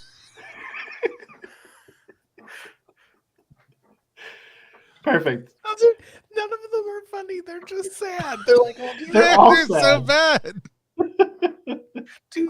Have you had your daily hug? Is your hug count low? You'll need one after this game, that's for sure. I like to think that BonesDeep brings you closer together with your community by driving you towards them. Yeah. But I drop it in. All right, perfect. So the slot clangs closed. The sound vibrates in the water for a few seconds afterwards. And then the door that you put the slot in creaks open with a spray of bubbles and slowly opens. The same glowing field that covers all the windows also covers this doorway. And when you step through it, all the water is washed off of, or is taken off of you. And this semi-permeable membrane is what keeps all the water out. Inside the library is totally dry, and it doesn't seem that big from inside. There's maybe 3 or 4 stories of shelves like a normal library. But when you get closer to the center and you look down, the library descends into the earth, thousands and thousands of feet down, with shelves and shelves and shelves. How are we? As soon as you enter, there's an information desk with a bored man in a purple robe leaning against the desk. He's in a chair, he's got his feet up, and he's reading something. He's reading Wizard Outing, issue 157. Wizard. Is there like a way to notify him that we are here? There's a little bell. Ding, ding, ding, ding, ding, ding, ding. Without looking at you, he reaches into a drawer and pulls out a Idiot's Guide to the Dewey Decimal System and slides it over. What if I just torpedo throw him back out the door and we leave the library? Sounds like a great plan. I take the Dewey Decimal Guide. Right. Well, you can take the Dewey Decimal Guide, because then if we get back out, we need to get back in. You have another book to give them. I'm gonna try and just torpedo throw him out the door. Just run after him afterwards. I'll remind you of rule number 4, that no books are to be removed from the library. Yeah. We're also stealing an employee. It might be an unspoken rule. It's not on the rules list, so... That's true. It is not a listed rule. I get the feeling there will be a few more rules after you guys visit the library, but we'll see how things go. No taking books or employees out of the library. Wizards are not to be yeeted through the doors. All right, let's see if you can cast that spell successfully. I don't know what the stamina cost is. Let me look it up. In the meantime, I'm perusing this book on the basics of the Dewey Decimal System. Torpedo throw costs 1 stamina. Cool. Now, is this is the wizard we needed or no? I'm assuming we haven't talked to them at all, so we don't know. But we're not allowed to. Only employees are allowed to talk inside the library. Yep. I succeeded. Okay. We're really speedrunning this quest, y'all. This is like when you watch a Dark Souls speedrun where the guy runs to the end and then stabs the guy. Jumps off of a cliff somewhere and it glitch lands in the other side of the map. That's what I want to do with the wizard. I want to. And in all honesty, we're wearing pretty much what you wear in an Elden Ring speed run. That's right. That's right. We are naked. Yep. What is it? The depraved, right? Yep. Us just eating wizards. Okay, so I'm gonna go with the wizard is not defending himself. He is caught totally unawares. When you yeet him through the doors, as he passes through the permeable membrane, the membrane pops like a bubble, and all of the fields around the library also pop at the same time, and the entire library begins to flood. There's like the whale song equivalent of a klaxon that begins to go off, and the ghosts of 100 cephalopods emerge from the shelves and try to like keep the books on it. Some of them try to cover the windows, but a few of them do begin to drift towards y'all. You need to fight the current coming out of the door to escape. What do you want to do? Well, if we're just trying to run out, I could use my last spell, Launching Leap, and just grab hands with everybody, and we just fly out. I mean, after we eat the wizard, we would like to eat ourselves. If we know that's what we came here for. I mean, watch this just be some intern who doesn't know any magic. I was trying to be a wizard one day. Promoted to wizard. Okay, no, that's a great idea, Halo Klein. And that's a carved spell, right? So you don't need to roll? Yes. Perfect. Yep. So you just burn away one of your carvings, you grab hands with Bubbles and PB, and you guys launch yourselves out the door. The water flowing past you. I'm going to say that as you're launching yourself out, you fly through the barrier of the door and you land outside. The wizard is thrashing on the ground, choking. The library is emitting huge bubbles as it floods, and all the air is escaping out of it. And the whale song klaxon can be heard more dully from outside. What are you going to do about this drowning wizard? I forgot about that. Yeah. I mean, he's a wizard. Sense. Why are we doing anything about it? If we show up with a dead wizard, do you think it's still counts? They did not say alive. They just said bring the wizard. Why can't he turn into bones? He will eventually. Yeah.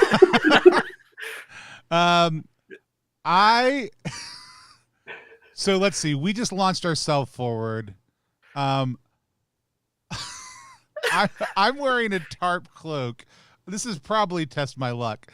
Can I test my luck to see if there's some oxygen trapped inside of my cloak from us launching forward, and wrap that around his head real quick so he has a few moments of breath before he totally succumbs?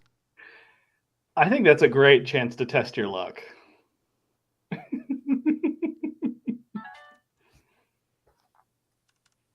I got it. All right. Awesome. Yeah, I'm gonna. So you have like a small bubble in your cloak. You wrap it over his head. You hear him take one single choking gasp. I think this is like, and also when I say I don't take this off, like we're just in my cloak together, cuddled up. It's like underneath. 2 people underneath a wizard and skeleton face pressed. So yeah. Okay. Yep. He takes a single choking gasp before the water fills up the rest of the tarp. He raises up a hand and begins to cast some kind of spell. You can see the faint glow. You can see him trying to restore his oxygen and somehow. But the spell begins to like stutter and halt. I knew he was a wizard. He's not going to want to help us after we just threw him out of the library. All right. Anybody in else fact, got you any can see ideas? him reaching out, trying to grab hold of someone. I have a clarification question. Mm-hmm. Torpedo throw says that they keep going the same direction at the same speed. Is this all happening in movement? Is he still going? Like, are we like running after him? I like to imagine he slammed against one of the columns, which made him emit all the oxygen he happened to have. I was just envisioning us like trudging after him while he's like trying to cast a spell and choking. I mean, if he's trying to grab someone, he can certainly grab me. Like I did say, Okay, that's what I was wondering. I wrapped him up. I'm there. He grabs you, and communicating your memories, you feel a forceful question of permission? ? Does the voice in the back of my mind have any thoughts on this? I was going to say, your parasite is going to scream no. Do not give him permission. I mean, I absolutely give him permission. All right, then you're going to need to test your luck. Okay. I rolled a 3 on that one. Yeah, we're good. All right, sweet. Yep, reduce your luck by 1. Mm-hmm. How much luck do you have left? 7. 7. And how much stamina do you have? 24. Okay. He is going to drain half of your luck and half of your stamina and use it to power his spell. I'll give him more stamina if he wants. Like I'm all about him. He'll take as much as you'll give him. I'll give him all of it. This isn't like the credits. Oh no! Yeah, there's a rationale behind this for my character. I will give him my entire. I see what you're doing. I know you know it. Yeah. He's gonna take 40 stamina from you. Excellent. I mean, I only have 24. I guess I'll go negative, right? And you go negative, and then roll a bunch to recover it. So while you do that weird little mini game, so my character's one of my character's abilities is when they would die. Instead, just keep rolling on the parasite table until I recover enough stamina to keep living. Right. And so that is what I'm doing right now. Cool. All right. So see y'all in a minute. You begin to like mutate wildly as your parasite tries to preserve your life while this wizard drains the energy from you. So the wizard uses it to channel this spell, and you see his face kind of contorts a little bit, and he grows these gills alongside the sides of his neck. This allows him to breathe normally. At that point, he just passes out as soon as the spell is complete. So there's a passed out wizard breathing quietly, and then there is a PB wildly mutating and shifting as his parasite tries to preserve their life. Halo Klein and Bubbles, what do y'all want to do while this is going on? I mean, I guess we gotta drag him now, right? Is that what we gotta do? I would like to fashion some kind of like carry. What are they called? Why have I have totally lost the word. Stretcher? Yes, that's the one. I would like to fashion some form of stretcher so that we can carry him easier. Yep. Are you going to form that from your gadgets, or do you want to forage for stuff? I mean, I have this coat rack, which I feel like could help make some kind of structure. For sure. But I need some kind of like fabric or something. Like there has to be something that like goes together. So I might need to forage a little bit. You still have that balloon wrapped around you, and you have the cloak from PB. Yeah, what if I just steal PB's cloak while he's mutating? So when you pull that cloak off, what do I So I've currently rolled every number except for 12. Wow. What dice are you using? Do what? I'm using my digital my critical machine. And so I did have a lot of duplicates in there, but just very early on, like I was hitting because I had 3 filled, so there was a lot of things to fill in. And so you see an almost entirely different creature.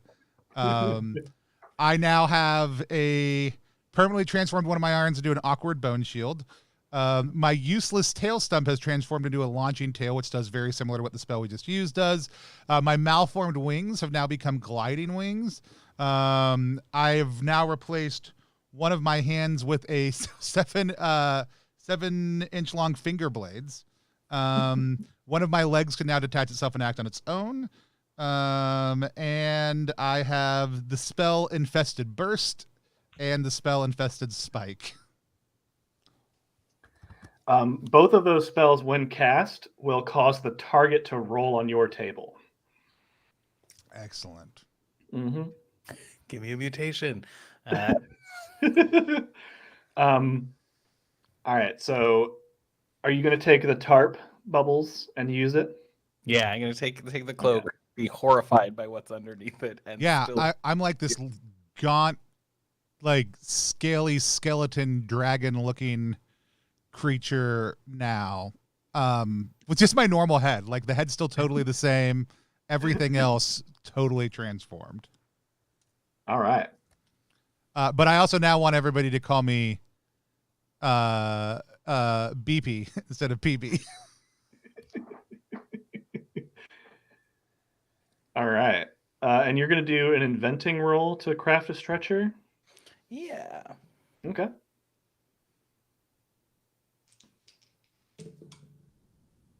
And I succeed. Excellent. All right. So you form a simple stretcher for the wizard. PB has totally shapeshifted into a horrible monster. And you have a book about the Dewey Decimal System. Okay. Wait, This was wings. a- You have giant functional wings now, right? he can glide. I can or glide. they can glide. Yeah, I can glide. I can jump. I can also jump very high. So that does essentially, yes, mean that I could do a long distance glide. I'm just envisioning that you could also carry the stretcher all by yourself if you use your hands and your wings.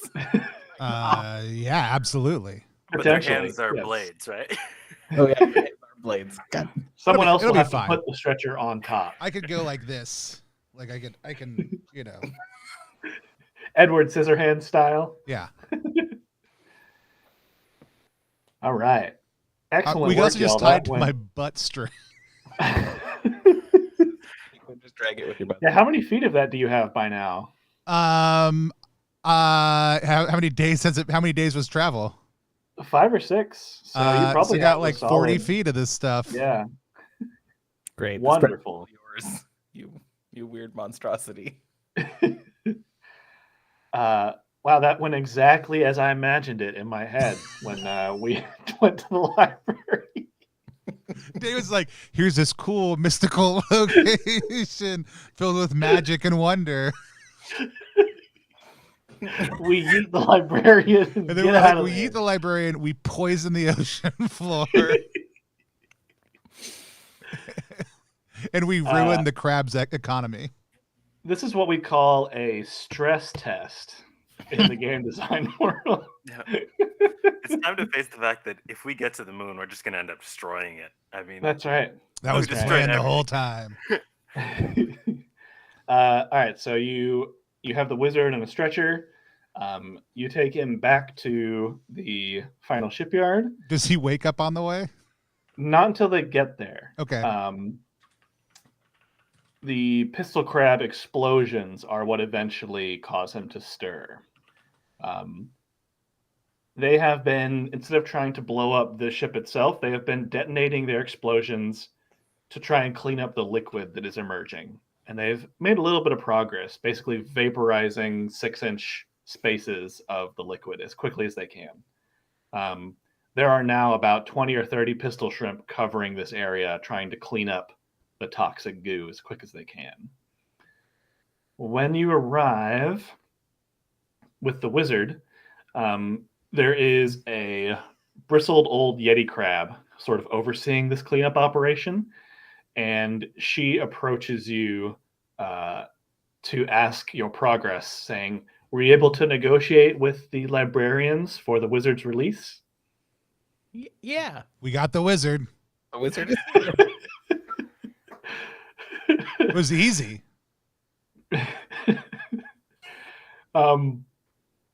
The crab crawls up onto the wizard's body, and it whispers something in the wizard's ear that, combined with the explosions, causes the wizard to bolt upright.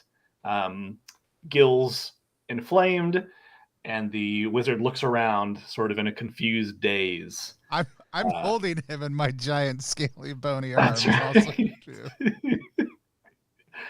right. There's a few moments where the crabs explain what's going on. The wizard takes it to varying degrees of grace, from disbelief shock to dismissive grunts. Eventually, the wizard is caught up with the current situation. And the wizard asks what the teleportation process is going to look like. The purple wizard explains that they can teleport a space around the ship, or they can just do the ship. Do y'all want to be teleported along with it? Yeah. Yeah. Yeah. Okay. Yeah. All right. And the wizard suggests that they should simply teleport the ship to the sun, which would destroy it. No. The crabs are big fans of this. They're like, that's a great idea. We didn't even think of that. Yeah, no, that's the moon. The moon is where it needs to go. Yeah. Can you like? You'll have to convince them that that would be better. Yeah. Hold on. Did anybody else have a pitch here? I got a pitch if no one else does. I mean, you don't have a credit account anymore, right? You could just open a new credit account and ask them for another favor. I could open a new credit account. That's a great idea. I didn't even think about it. That was not my pitch. I mean, your pitch might be better. That's What if I combine pitches? All do it. right, here we go. All right, so here's what I'm thinking. We could do that. Here's the problem. You see all this heavy water coming out,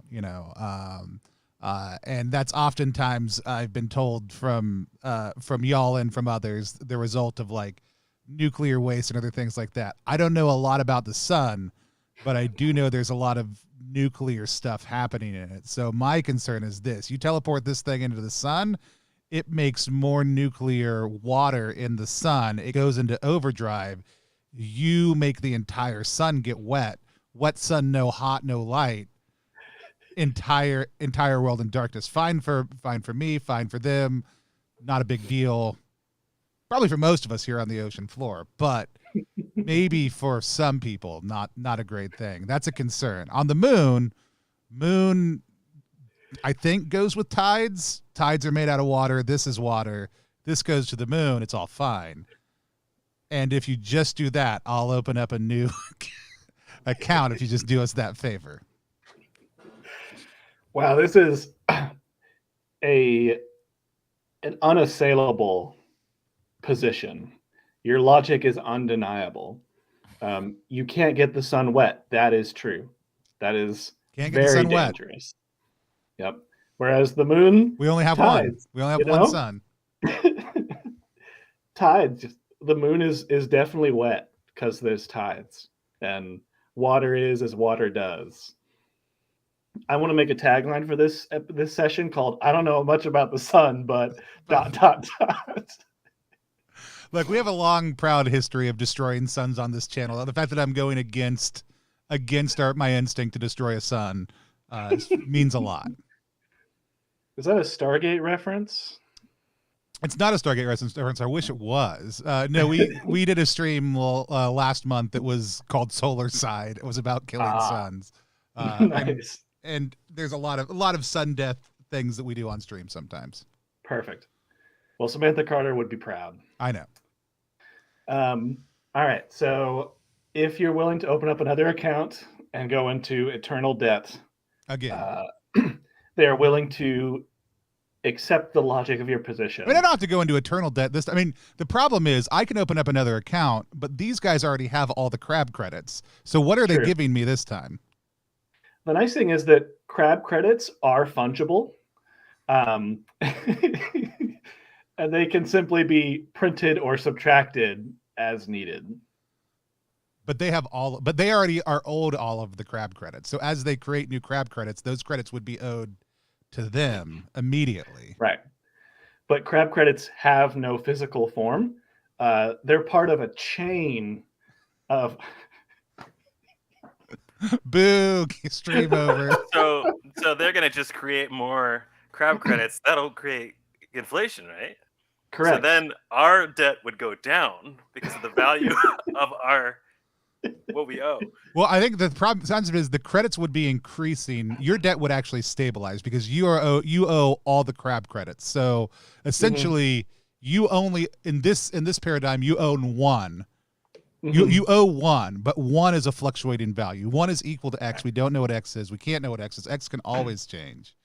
But no matter what X becomes, it's equal to one, and you owe one. And so my question is, how do they get another one to give me? And they can't. And this may shock you, but the details and intricacies of the Crab Cabal financial situation was not play tested before this session. Patrick Rothfuss would be horribly disappointed in you That's right. if he knew. If you want to cancel your orders on Kickstarter, I understand if this is a deal breaker for you.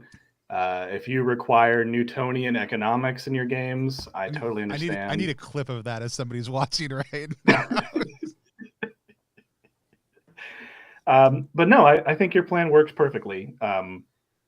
You're able to convince them to teleport the ship to the moon instead of the sun. Like the Cabal said, their contacts on the moon are not going to be affected by this negatively. Let's see.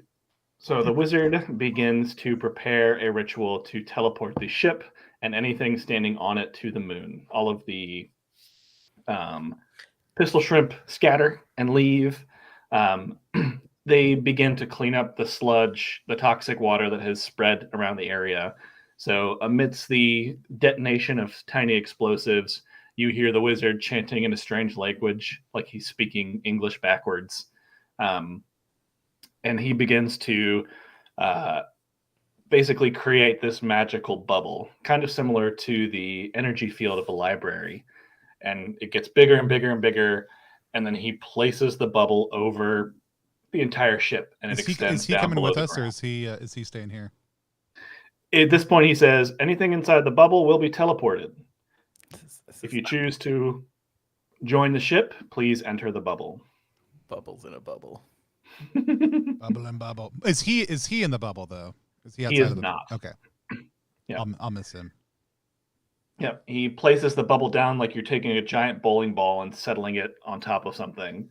And with one hand still in the bubble, you see him make like a fist clenching motion. And then all of the water washes off of you. And you see the earth silhouetted against the dark solar sky as you stand atop the moon. Congratulations. Speed run.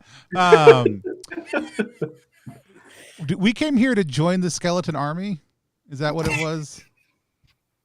There is a skeleton war. Okay. All right, what do we see? I do want to have a little bit of a taste. I'm happy to help paint the scene communally also too. What do we see as we look out on the moon around I also am us? like, who are their contacts on the moon? Are there moon prawns? I want to meet the moon prawns. So if you don't think I have detailed information about the skeleton war, you are sadly mistaken. I will explain this rich history to you now. There is an eternal galactic war in space, and skeletons are prized drop troopers because not only do they not require oxygen, they are extremely hardy and they can channel magic, which makes them talented soldiers. The moon acts as a staging and training ground where you are then rented out by different factions for mercenary work. The recruiters on the moon have several bases where they train recruits. You land unexpectedly in the middle of one of these training camps, and amidst other skeletons walking around, practicing drills, testing and building devices, there's the occasional it looks like one of those Halloween costume skeleton outfits. Like it's cloth, it's got the zipper on it. One of those costumes sort of awkwardly lumbers towards you, and it says, "Welcome, fellow skeleton, to the Space War. We'll begin your training right here." And it looks like 4 or 5 children pretending to be an adult in a skeleton costume. I want to take it apart. This reminds me of our moment on the sea floor. Something's trapped in there. I must. How do you want to do that? Do you like reach forward with a knife and cut it open, or do you like try and talk them into undoing the zipper? Oh yeah, no, just blunt instrument styles. Just I wanna know what's inside. I'm not really convinced that something's stuck. Let's just try and open it up. So I actually have a picture for you that I will share. Oh great, it's gonna be horrifying. I can't wait for the follow-up supplement, BonesDeep Space. Yep. Yes. I hear you have a series of those planned. I'm really looking forward to BonesDeep Space 9. Yep. Bone Deeper is going to be the romantic dating sim. So inside the skeleton suit are about a dozen of these snail-like creatures. Their shells spiral infinitely down, and you can see like a star field reflected in those shells. And the antennae that come out sort of wiggle and move. The circles that look like eyes are not eyes at all, but that is where their communication emerges from, in the form of like a projected sound that is visible, that is audible even in the thin atmosphere of the moon. On Earth, it would be incredibly shock-wavingly loud. How big are they? So when you cut open the costume, a dozen of them fall apart onto the ground and begin to squirm and yell in this like panicky fashion. A couple other skeletons wander over and point with not wide eyes, but they're Wide sockets. Wide sockets. They point and they reach forward and they grab your hands. And try to exchange memories with you. Are y'all going to allow that? Yeah. Sure. Okay. So 3 different skeletons come up and basically give you a tackling embrace as they bear you down to the ground. And the communication that you receive from them is an exchange of memories of this being an ongoing prank, where they are tolerating these creatures imitating skeletons and convince them that they are doing a good job of maintaining their ruse. In exchange, the creatures do offer valuable training and give ships and money and resources, magic spells, and they will help you pursue your drive. So this is kind of a real training ground, but also a bunch of skeletons taking pity on these poor aliens who just don't know how to manage a group of unloving, unsleeping, powerful warriors. This is perfect. I love I it. know exactly what I have to do. I have to use my real last spell, because I do have one more spell, and it is Spectral Sea Pig. I'm going to pull out my shiny piece of plastic and cast my spell. All right. So Spectral Sea Pig. Let me remember how much that costs. So Spectral Sea Pig costs 2 stamina. And it's a carved spell, right? You don't need to roll? Yep. Okay. When you summon it, it is a ghostly apparition of a sea pig. Sea pigs are drawn to treasure, and they will lead you to the nearest source of treasure. And the sea pig, you summon it in your palm, and it immediately drifts away and floats towards the ship that has now been teleported on the surface of the moon. and it goes up the top of the ship and then into the interior. I'll follow it. So I like how David is like, and the adventure's done, and we're like, or not. Well, I was gonna say, I was gonna do a Pulp Fiction and say, inside the ship is a glowing light, and you all live happily ever after. There we go. The moon's light. Let's do our reaction roll. Reaction roll is a live stream inside of a live stream. It's our chance to sit down with the creator of a game that we just played, talk about our experience that game. Today we are talking about BonesDeep that we just ended up playing. It's a Troika adventure about skeletons below the water and apparently on the moon. We just finished playing with David, who is the creator. David, why don't you tell people who you are, what you do, tell us a little bit more about BonesDeep. Yep. My name's David Sherdewan. All my games, downloads, and generators are on Technical Grimoire.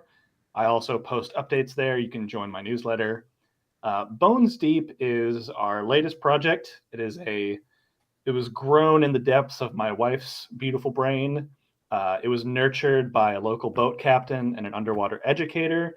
And then I added some lies and some layout to create this thing, which is more real than you can imagine. It's heavily inspired by real deep sea life, with a little bit of weird Troika added on top. Yeah. I had an absolute blast playing it. Let's hear from our other players a little bit about what they thought. Let's start with Max. Max, tell people who you are, what you do, and what it was like to play BonesDeep.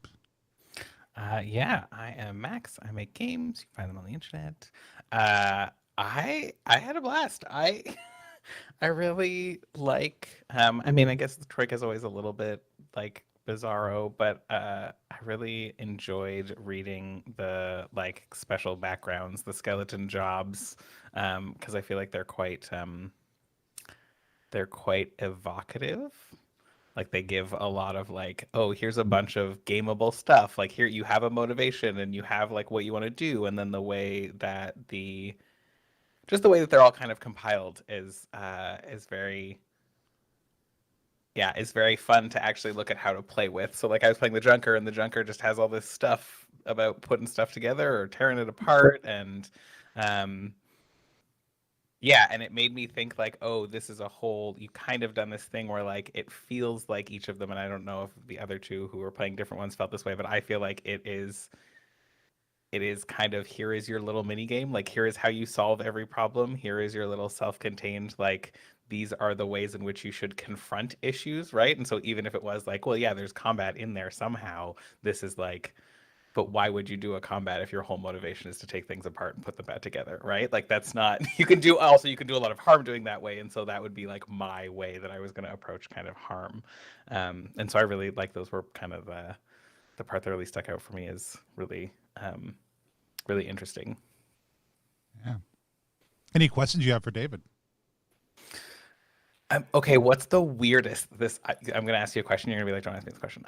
What is the weirdest real life ocean or water fact that like made it into a part of the game? So this is one of my favorites.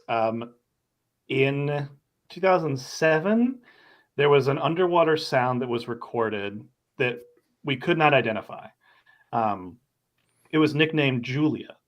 And there is a spell called Julia where you can utter a sentence that will echo until it's heard by every single creature under the water. Amazing. Now we'll all be up a little bit longer tonight. You can listen to it sped up, and it's creepy. There's like 7 or 8 of those sounds that they can't really identify, and they're creepy as hell. Love it. Awesome. Mark, how about you? Tell us who you are, what you do, and what it was like to play BonesDeep. Well, thanks, Tony. You know what? I think we're all searching. I think we're all just going down our path through the seas, and we dig deep past our skin into our bones. No, but I like the themes of it a lot. I'm Mark Strauchs. You can find me online with my name or on Twitter @SpaceSibling. I make games, and but I really do. I love the themes of this. They're so they go in all these different directions and then kind of cycle back and connect into each other. I really love that. And it felt like, I guess whenever you're playing Troika, it feels like a particularly insane episode of Adventure Time, but this really did.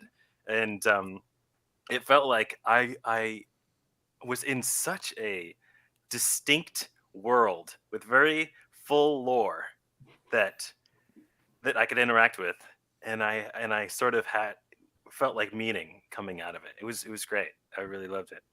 And then I also like I was talking about earlier. I made a game where your goblins and orcs and things. I love having one thing that's usually it would be a character concept, but you make a game that puts a microscope to it and says, okay, that's your thing. Now let's see how many variations of that we can make.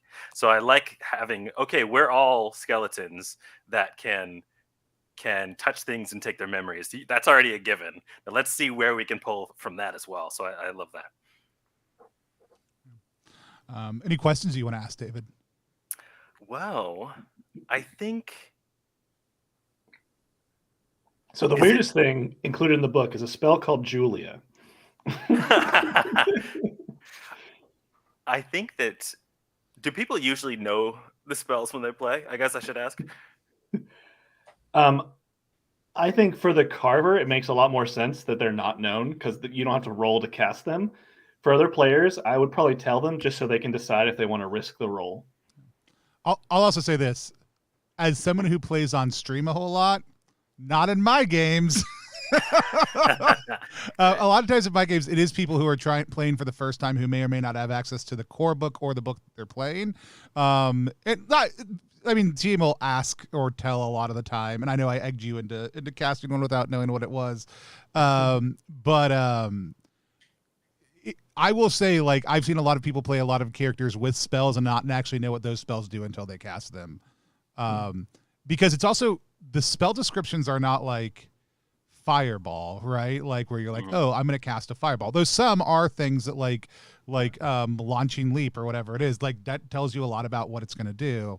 Like thought vapor lets you smell across 1,000 planes of existence and therefore detect emotions or sensory details for things around you, which is not necessarily evident from the name thought vapor, right? Like, and so like it really depends on the spell a lot of the time what it is, but it's also like, I don't know what pulse disruption does at this point in time. I was ready to cast it in any number of moments though. And I don't want to know, but yeah, I don't think it defaults that way. If anybody else has any questions, if you all have any more thoughts or questions you want to toss them out, feel free to. If you're in the chat watching now or later, go ahead and type them in. We'll bring them up on the screen. I also had a blast. I had a blast playing it. I made it a comment right before we went live, like, this class has tech from another one of David's games in it that is not out yet, called Abide, or is out in part but not complete. And I loved seeing that come back in the class I was playing, because it's a game that I really, really like.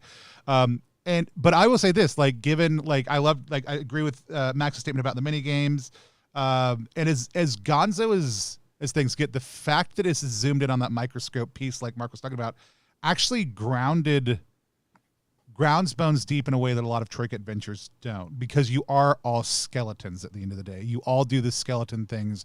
You all have the skeleton abilities. And that's usually the opposite of the case. Like, you're all very, very different, and you're figuring out how all those things come together. And this one, it's like, here's how you're all the same. And that's actually, that's very unique to BonesDeep as a setting. Like, I'm trying to think of any other setting I know that does that for Troika, and I can't think of one off the top of my head. There's so many of them. If it exists, feel free to at me. Just do so gently and kindly, because I just literally don't know. And I actually really love that aspect of it. Like, you're all kind of starting out in a similar place, and you're not having to figure out whatever random thing kind of threw you together, though that doesn't particularly matter. And where you're like, hey, you're all skeletons. You woke up on the bottom of the ocean at the same time. Go.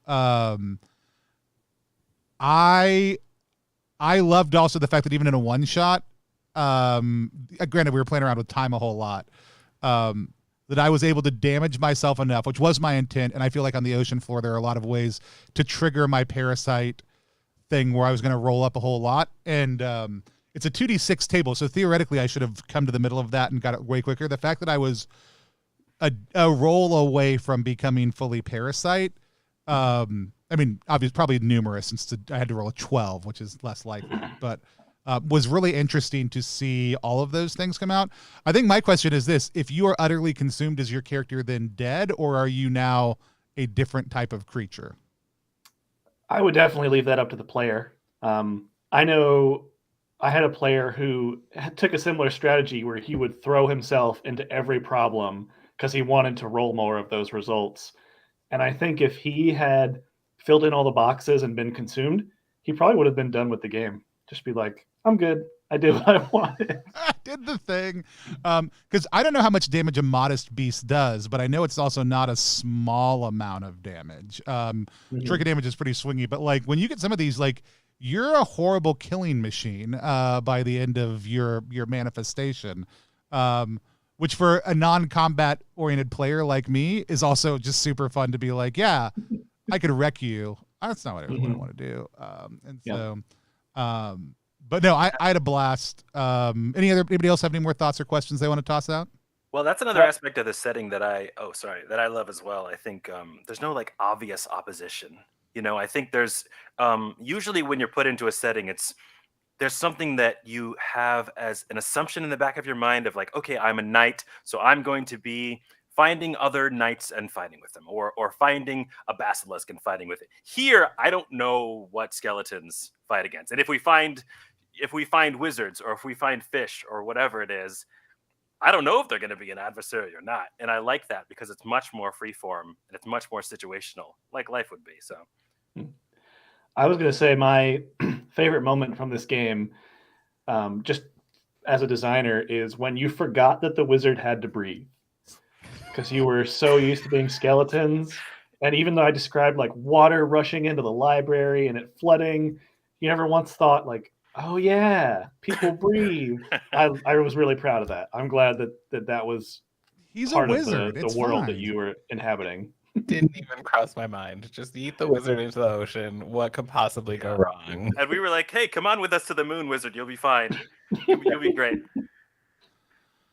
Yeah, what a good David, kudos to you. Like very few other people, and having played this as well as an adventure set in Ultraviolet Grasslands using Troika with you, you do a really phenomenal job with travel and movement over big spaces in a way I feel like a lot of GMs don't know how to do. Since Troika doesn't have any, but that's the thing. Since Troika doesn't have any weird rules for it, like, but you're very good at like vignetting it and guiding folks through it and moving people to the important points and messing with time in a way that I think a lot of GMs aren't as comfortable with or don't know just how to say like, yeah, it took 5 days, you got there, like which is fine. And so, but it was very fun to be able to explore just a taste of this world. How often have skeletons gone onto land is my other question. So in the last session I ran for a bunch of local friends. They started on the land in the jungle, and then they eased themselves into the water, which was a neat transition because they got to see like, oh, on land I can use my bow and arrow just fine, but underwater the arrow goes about 2 feet before it stops working. And it was cool to experience the limitations of water. And it was fun to do it in reverse, where we started at the bottom and now we're here. Awesome. Yeah, I just tremendous thing. I also love just now that you're on the moon, the ability to launch your characters into any Troika sphere that you want to is absolutely tremendous. If folks have questions, feel free, drop them in. David, you don't want people to back it, but if they did, they go to the link right down below me, TTRPG.link /BonesDeepKS, to do that. You have funded. You have hit all the goals. I don't know what that was.